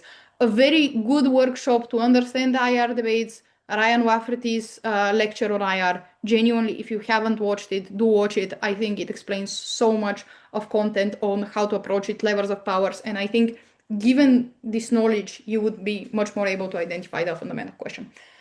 But this is on analytical extensions. Those are, in my opinion, the situations in which you can do it, the exercises that you can do in order to successfully do it. I gave you some speeches to watch if you want to see how this is done really well. But yeah, let's move on to brand new extension. So there are a couple of situations in which you can run a brand new extension where it is out of the blue. It hasn't been touched. They missed an obvious case, they meaning your opening. Odds are this is not going to be the case. Odds are opening is going to be on clash. If that happens, great, you just make a PM. Congratulations, you have won the debate because opening your diagonal cannot engage. That's why I'm not going to talk about this. Because if it happens, yeah, great for you. Now, the brand new extension more so happens in situations where they have missed a clash or a situation. Maybe the clashes are not super obvious, or maybe they have focused on the manifestation of their clash only on one group of people, or only in one situation, where recharacterization of the debate is going to help you make the debate anew. I'm going to give you examples for both of those things. If we take the motion, this house supports where did I have it? Whether we should have romantic relationships that are long-term. This house opposes the emphasis on searching for long-term romantic relationship. Let's say that's the motion. And basically, the whole top half clash is going to be whether the romantic relationship give you unique fulfillment, whether you can find them, whether they're going to be healthy, how do they compare to other types of relationships in your life, how much there is a trade-off. All of those things are going to be covered. Very many teams, and especially on opposition, which support long-term romantic relationships, might miss just because they get overwhelmed by the other clash. The clash on, well, people are now going to have less children, or children are going to be born in unstable relationships. Very clean, very easy extension, just because it's so disconnected from the main clash that people tend to slip into. Again, this doesn't happen all that much, just because people are competent in identifying clashes, and maybe they are going to be able to do all of that. But odds are maybe they don't analyze the second argument as well, and then you can make an analytical extension, and then you can claim it as your own. Good job on that. What do I mean by situations? Let's take a motion this house prefers a world without the feeling for revenge, without the need for revenge. This is the open quarter of Dutch EUDC. This is what happened in my room. Opening government stood up and says, well, guys, GG, we solved war, no more people hating each other, yay. Opening opposition stood up and said, guys, no, criminal justice system is based on the idea of revenge, no, big macro impact, people do not get any justice, this is really bad. This is what happened on the opening half. What we did on CO is to say, people, revenge does not kick in for big things. There are symmetrical reasons to want to go to war, not want to go to war. There are symmetrical reasons to have a criminal justice system because it's obviously super useful. The way in which revenge manifests is actually in very interpersonal situations, and it tends to have literally zero consequences but catharsis. The idea here is I pee on the grave of somebody who I hated when they die. I buy a dead fish and put it in their locker. I bully them a little bit. But then kind of we grow up and it's fine.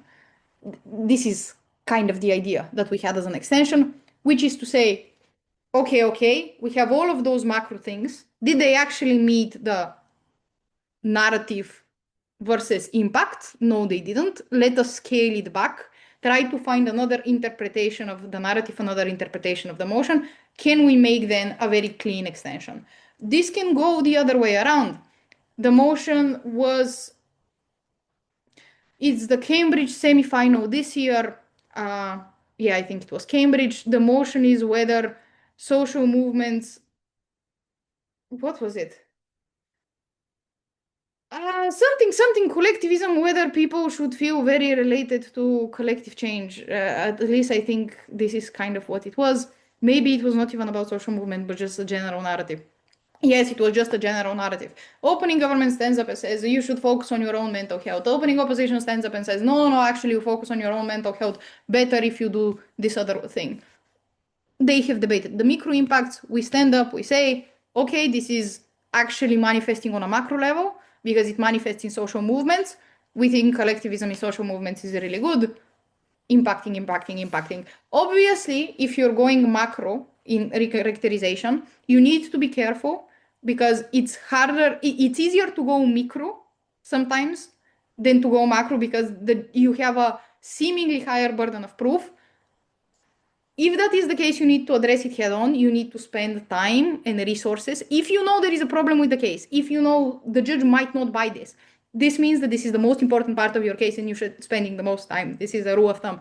But otherwise, just spend time, explain, well, maybe macro action happens from very many individual actions. If you buy the opening half case about very many individual actions, then you should buy our case, which is about just amalgamation of all of what opening half has been talking about.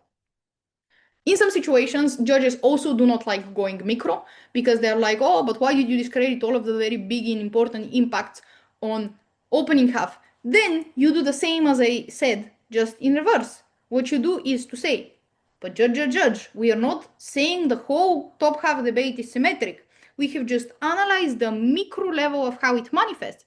And if we compile all of the micro levels reactions of what we were saying, we actually also prove the macro level impact. If revenge manifests in those interpersonal situations and it's a lot and people receive so much catharsis, then this manifests on a bigger level, them not wanting to engage in war. Far-fetched, but it also reveals how far-fetched the opening half if they have went macro is. So I guess this is helpful in those in this particular way. Yeah, so this is what we do if they have missed a clash of situation, framing it as weighing. But two things. The first one is, yet again, way to go about this clash identification, practice that. Secondly, and this is the most important rule of thumb that you can ever take away from the second half of this workshop, which was about closing. Never run away from the clash.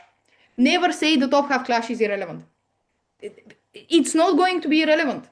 There has been like 28 minutes and it's the first thing, it's the first claim of what the reality of the motion is. It is obviously the most intuitive argument. You can almost in no situation actually convince the judge that the top half clash is irrelevant. And in very few situations can you convince the judge that your clash is more important. Don't run away from it. Find a way for this new argument either to engage with the clash or explain how this new clash engages with this clash. Whether it is connected, whether it's logically prior, you always need to find the connection to the clash. Never run away from it. Sometimes you might be like, oh, I want to run in a narrative debate. And you're like, oh, our opening did not touch minorities. Some very left-wing bubble judges would be, this is a good extension. In my opinion, it is not, because it's running away from everything else that has been said and just pinpointing one fringe group and be like, oh, this fringe group is actually the most important one within the debates. Let's just ignore everything that has happened on the top half. In my opinion, this is not the right way to go about this, unless there is like a 90, not 90, but like a very high level speaks explanation on as to why it is true. Last bit, flipping the pancake. This I have had multiple workshops explaining what I mean by this. I had also, when I was telling you about weighted clashes, I touched on this. Let's go about flipping the pancake. So when I was talking about scorching, I told you that very often in motions where you claim an impact, the other side claims another impact, and the thing is weighing between the two impacts, and the clashes for those impacts are very difficult for you to win. So, for example, the EU Green Deal motion on opening government, it would be quite difficult to win the clash on we are going to have cheaper price of energy, because this is just an intuitive clash that goes to the side of opposition. In those motions, those are the weighted clashes motions. This was a little bit of a rehash. One of the most basic ways to make an extension that never fails, in my opinion, is flipping the pancake. It's going to be difficult, but that is why you're closing. You have so much time to think of good reasons as to why something is true.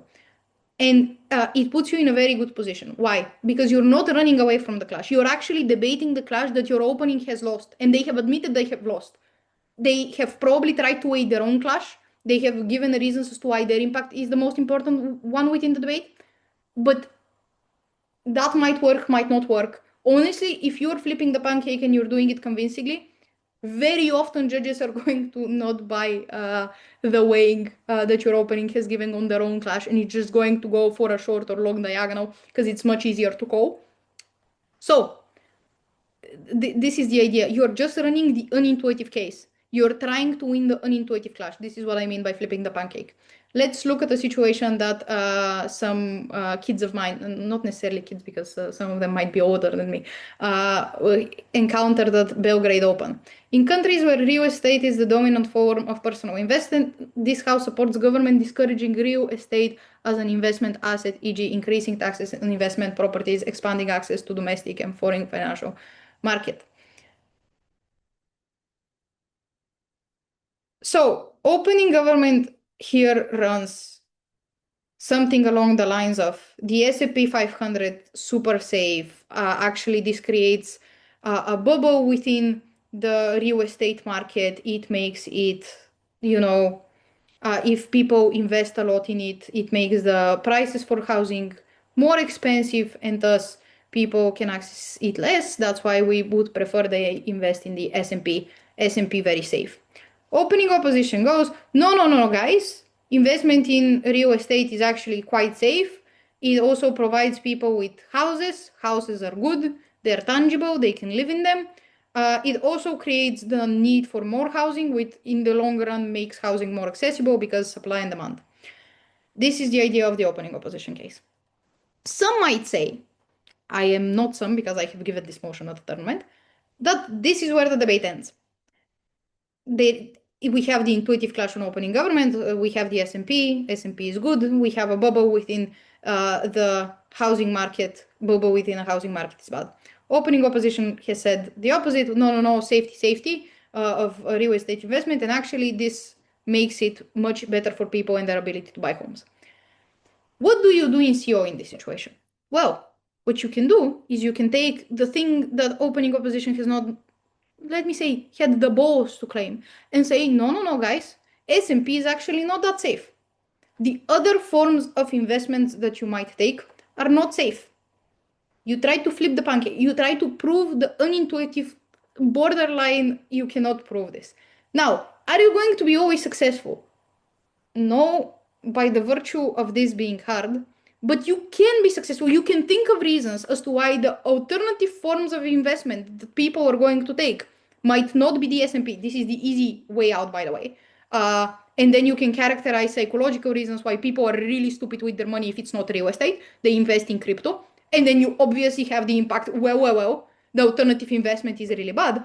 But this might be something that opening opposition is already going to claim because it's a little bit closer to the mind.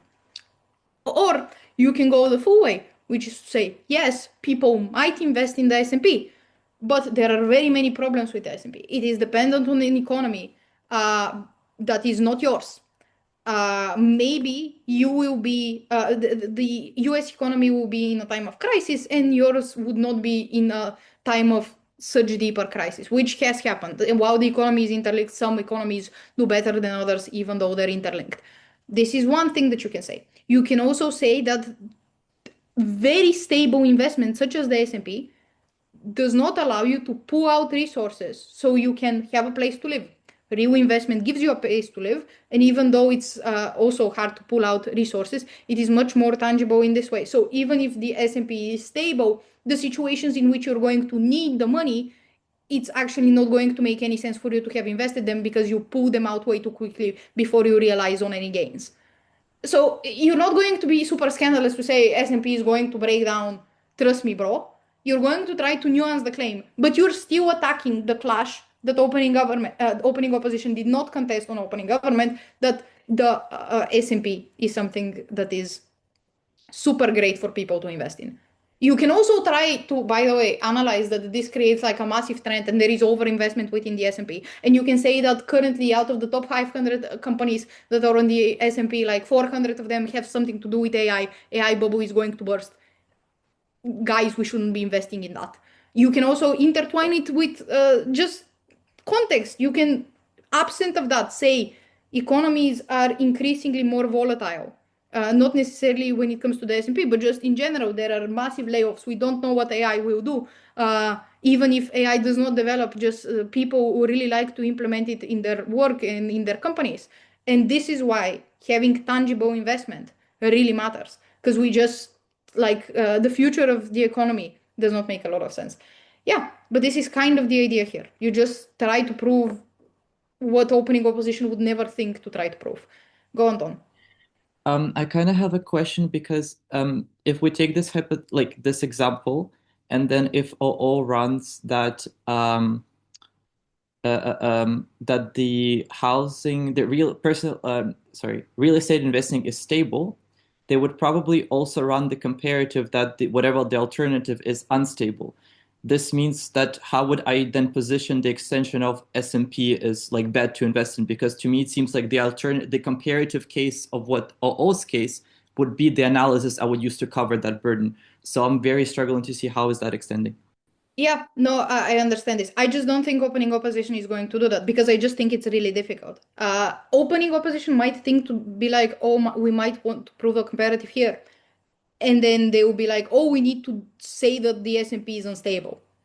And that should immediately, at least on opening opposition, I would have like a light bulb in my mind going like, I would not be claiming this on opening opposition. This is way too high of a burden for me, given that I have other arguments to claim. This is one. Two, the purpose of the argument that real estate investment is stable from opening opposition is not to win them the debate. This is actually a clash that they are losing. This is the point of you need to identify the clashes and kind of what you're losing, what you're winning. This would be a mitigation to the clash on safety. Because obviously the S&P is super stable. Real estate investment in very many countries is sometimes less stable than that. Well, I guess if there is a housing crisis, the general market gets affected as well.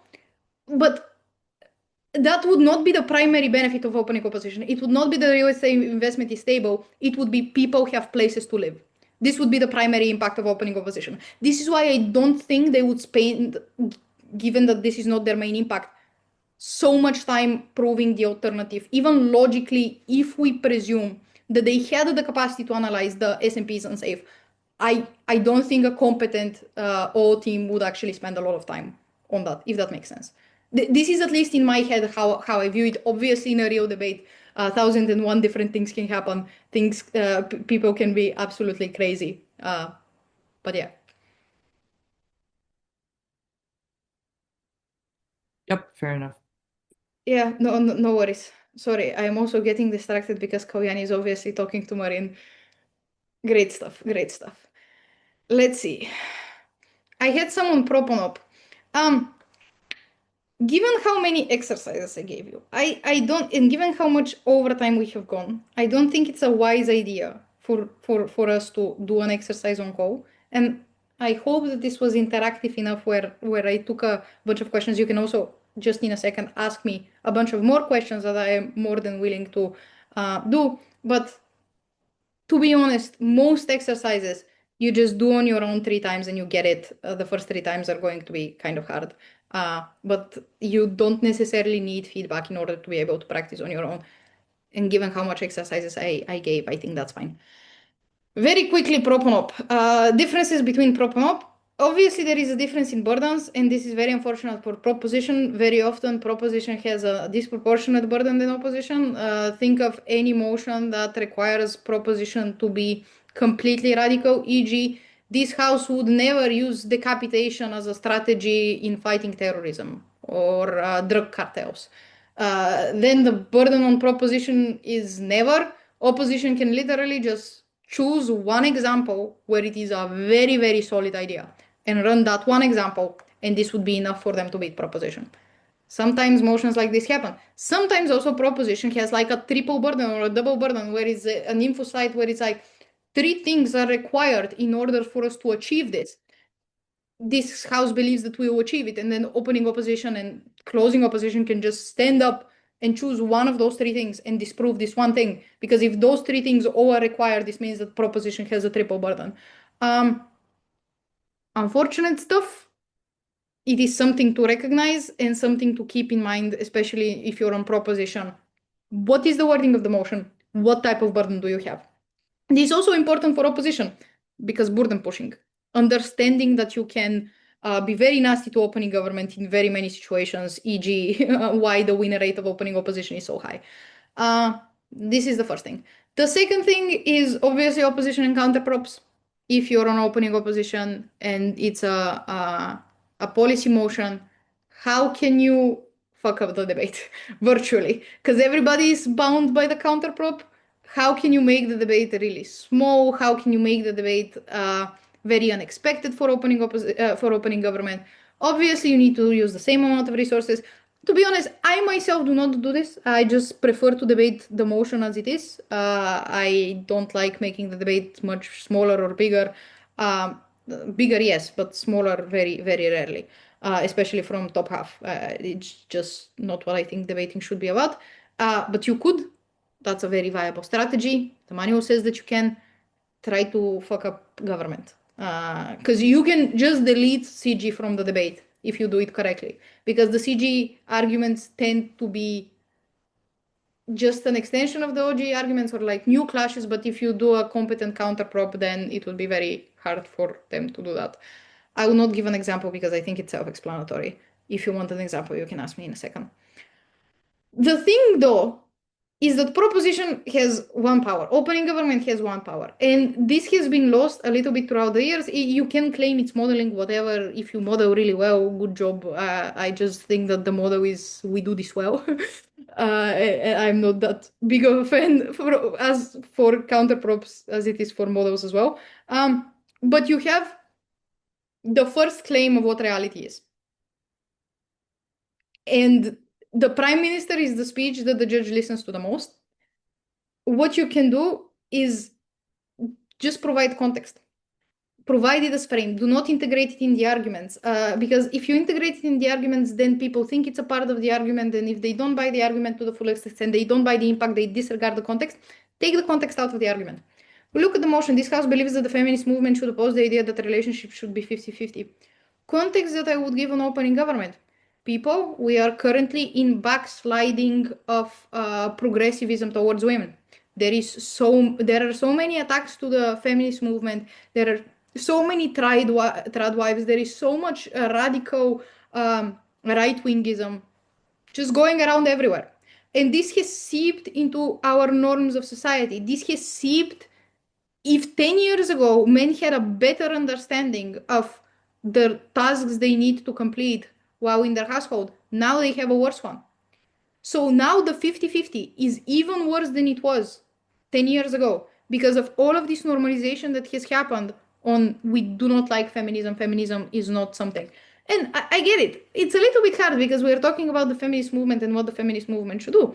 And even though there are radical groups that are claiming over the context of how we view relationships and what tasks men and women should implement in a relationship, the feminist movement still has a bunch of grounds to also make claims that later get normalized and thus the motion exists. But the idea here is, this is why 50-50 is not 50-50. 50-50 is more like 70-30. And it's not going to stop being 70-30 because those radical ideas and trends are still growing. So we're literally returning to ratios of before 30 years in terms of who pulls their weight in the relationship and how do they pull this weight in the relationship. This is the context that I would give. This would be my first 2 minutes of my speech. Everybody in the round is bound by this. They might not engage with it. They might forget it. The judge will not, because it was the first 2 minutes of Prime Minister. They would be bound by this context. All impacts, most judges would view them through the lens of this context. Opening opposition does not have the same claim as on a reality as you do on opening government. I would spend time thinking, what is the context of this debate? How can I make this debate as close to reality as possible and still be in my favor? I think for most motions, you can do that. By the way, a great thing, I forgot to give this as an exercise that you can do. A great way to do that, especially if you're prepping opening government and you are having trouble with opening government. Go prep a motion. Don't even do a full case like, okay, what are the clashes? What are the arguments? This is my line. What are maybe the burdens, key mechanisms for burdens? No more than 5 to 7 minutes. Then spend the next 30 minutes reading about things that are related to this.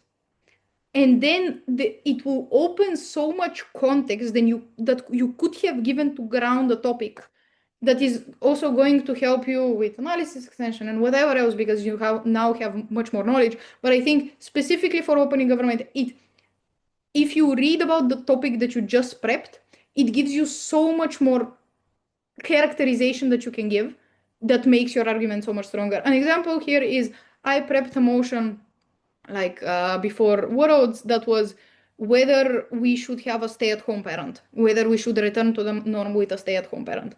And obviously from opening government, we were like, okay, bro, this is a little bit stupid, but we thought about the argument, okay, well, economies will adapt. Actually, there is inflation because 2 people in the household work. The inflation will go down, prices will normalize, we'll still be able to support the family, yada, yada.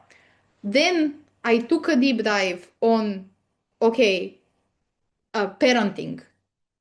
Why is it so important for children to have a very strong present figure in their family during their first couple of years, which in most countries you do not have very much, a lot of maternity leave, very protected maternity leave. This does not happen even in the first couple of years of a young child's life.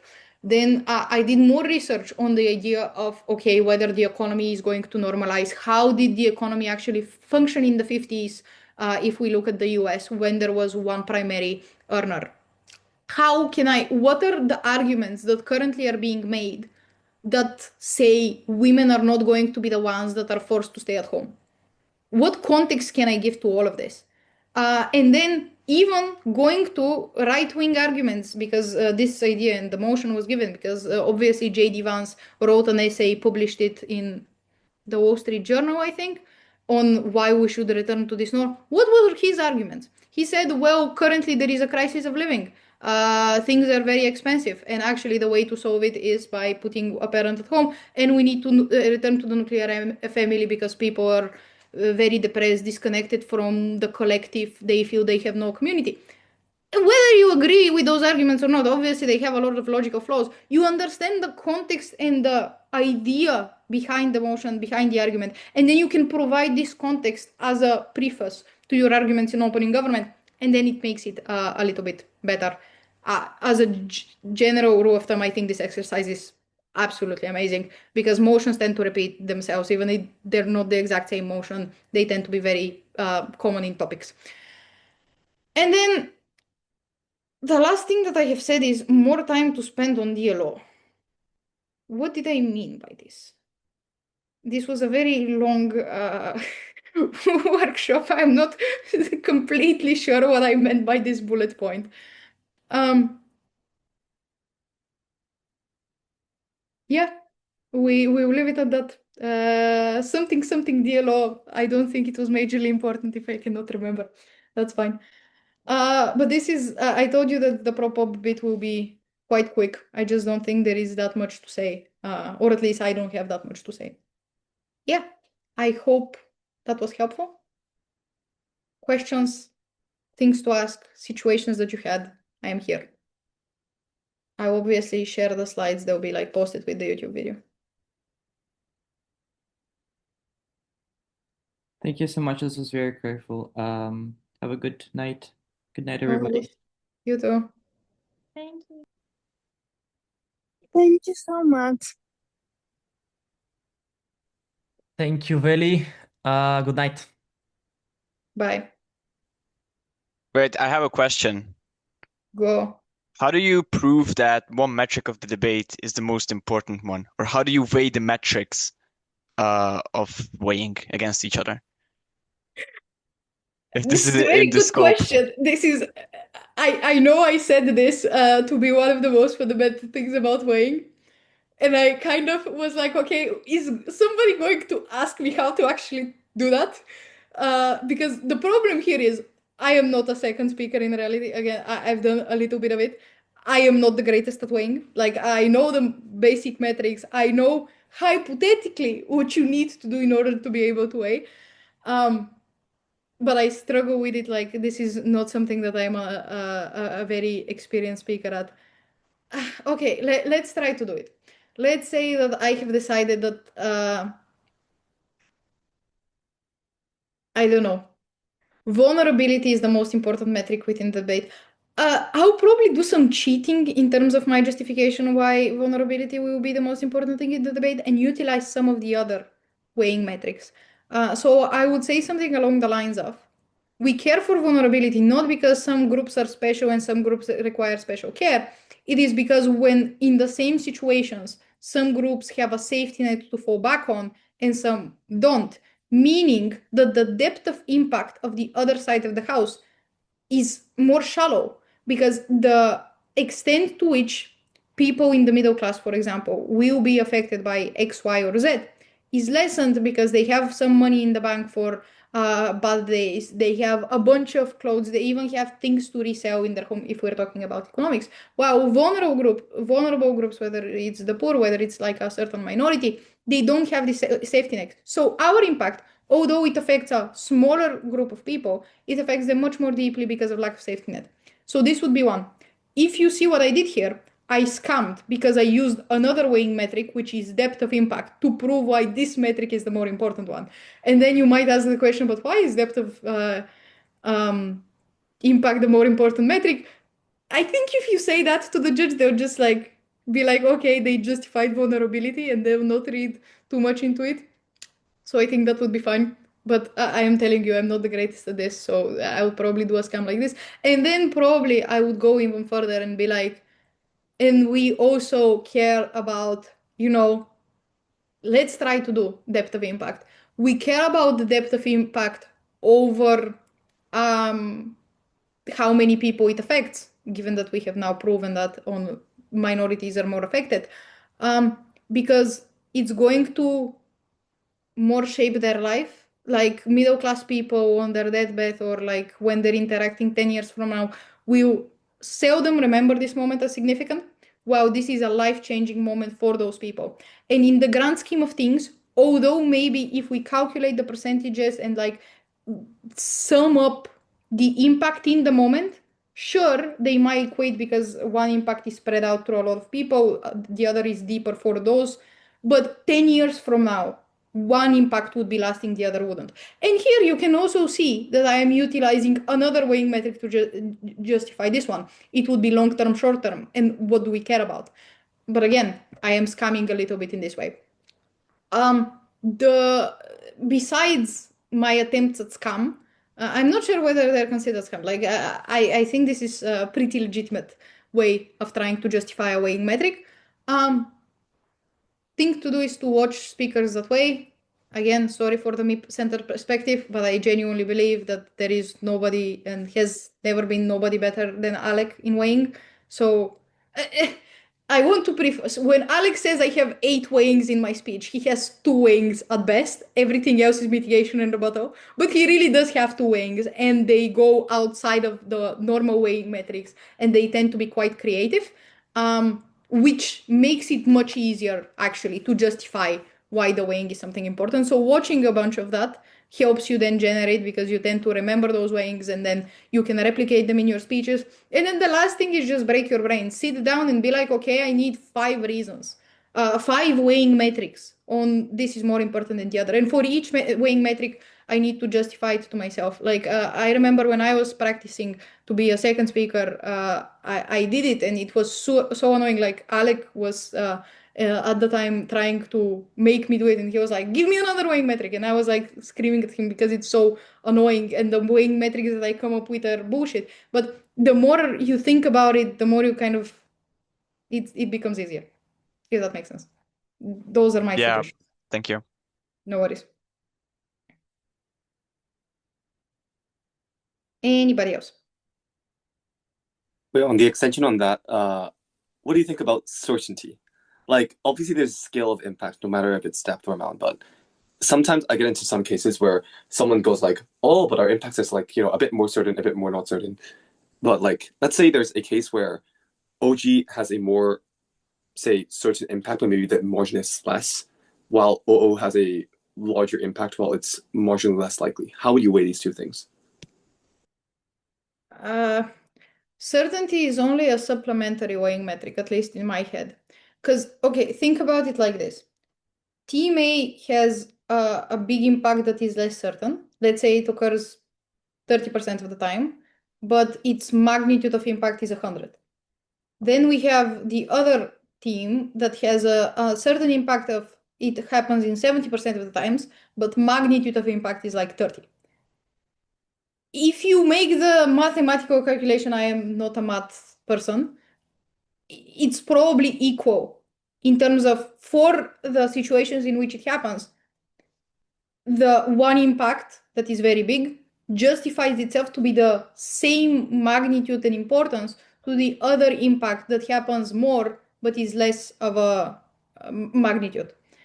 Because the thing with certainty is, you might say it is more uncertain, but given how many different situations and countries and people there are in the world, certainty just means it happens less, not that it doesn't happen. It happens somewhere.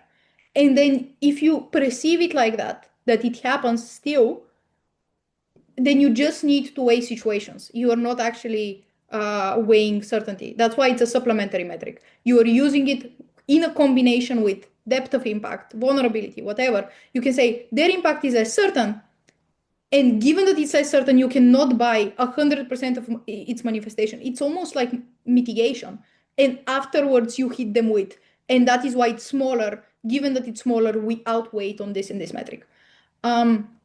This is kind of how I approach certainty. There is a caveat to this. The caveat is there are some arguments where certainty is crucial to them. For example, if you claim nuclear war, sure, certainty there is a pretty big thing, because you cannot say, well, nuclear war happens in some part of the world. It probably doesn't. It either happens or it doesn't happen. Then it is probably just a rebuttal and the risk analysis to say, like, even if there is like a 1% chance that everybody dies, we would still, I don't know, game theory, statistic things, prefer the other thing. Again, I am not a math guy, not a statistics guy. If you ask Alec on this, I am sure that he has a better game theory explanation on why we do not prioritize high risk, high reward situations over low risk, low reward situations. Yeah. I also have a question. Sorry, I was gonna go to sleep, but then I realized that I do have a question, so I came back. No worries. You mentioned a drill on the thing of like doing prep for 5 minutes and then reading the context about what the motion is. Yes. And this is kind of how I approached the prep for this year's, where instead of like doing debate workshops, I was just like trying to read as much books as possible. But then the problem that I ran into is that when I do have a motion that is actually quite on clash with what I was reading. So for example, in this Vienna pre-UDC, there was a motion about like Nepal development, and I like literally read a book on development. What then I realized is that I kind of don't know how to condense a book of like 300, 400 pages into 7 minutes. So do you have any tips on how to approach that? Yeah, actually, this is something that I personally struggle in the lead up to Worlds, because I had a very similar mindset to you. I was like, for Black Sea, I didn't know shit. So now I want to know everything. And I made like very rigorous case studies. And then we started sparring, and Alec was like, Velina, you're not giving speeches, you're giving lectures. This is not necessarily connected with how we structure arguments. So I had to, I had this push and pull. So what helped me is two things. The first one, if you're making the drill where you're starting from a motion, then you're reading a bunch of the motion. Go back to the motion and see, do not necessarily fundamentally change the case. Just what illustrations would you give to the reasons, given the new information that you have received? Will you change some of those reasons? But again, don't change the argument, don't change the case, because you had identified the clashes. It's probably the right case. Just try to then see how this new knowledge fits within the pre-existing framework. And this is then very similar to my second suggestion on how you would fit it within a speech. When you know that you know a lot about emotion, you need to do 2 or 3 things within the prep.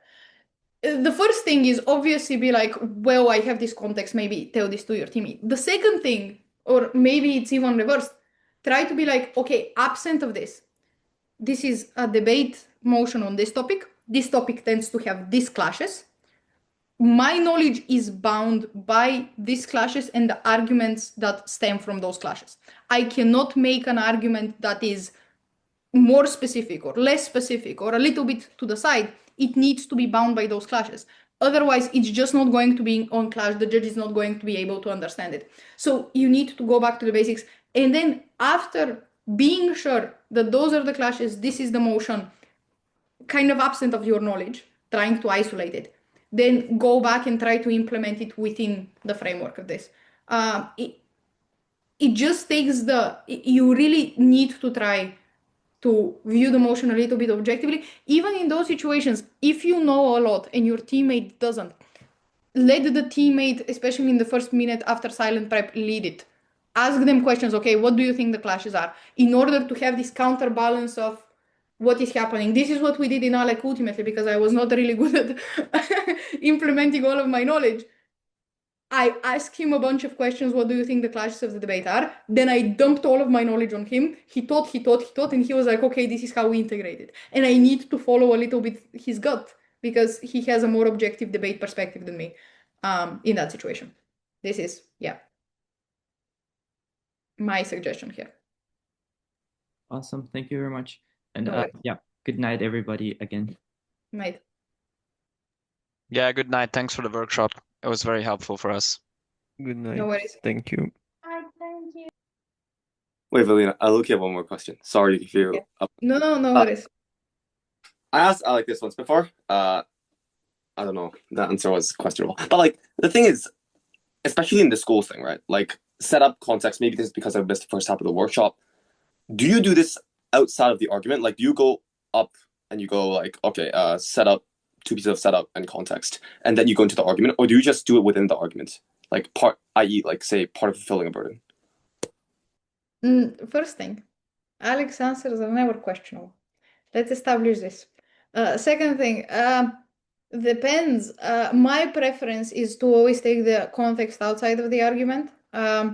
If it does not harm my time management, but again, this is a personal issue that I had where the first thing on my speech I spend the most time on. So ultimately, sometimes I integrate it within the argument to make sure that I go through my content, but I prefer to have it outside of the argument because if the context is bound by the impact, if the judge discredits the impact, or there has been a lot of mitigation towards the impact, they tend to also discredit the frame.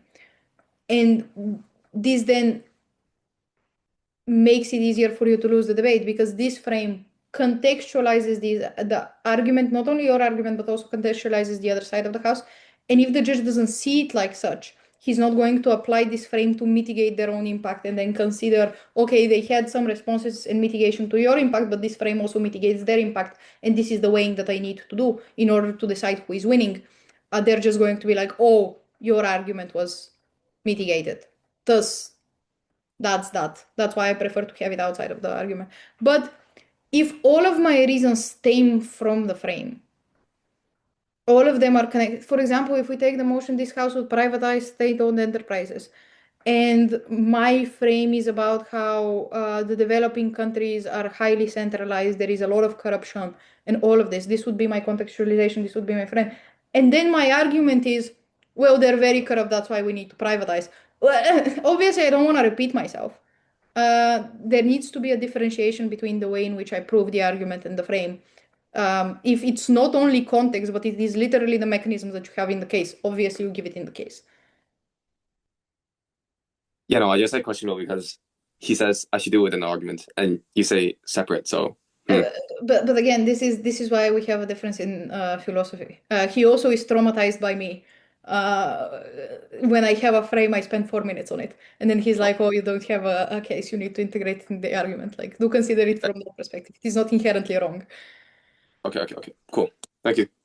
No worries. Have a good night. Night.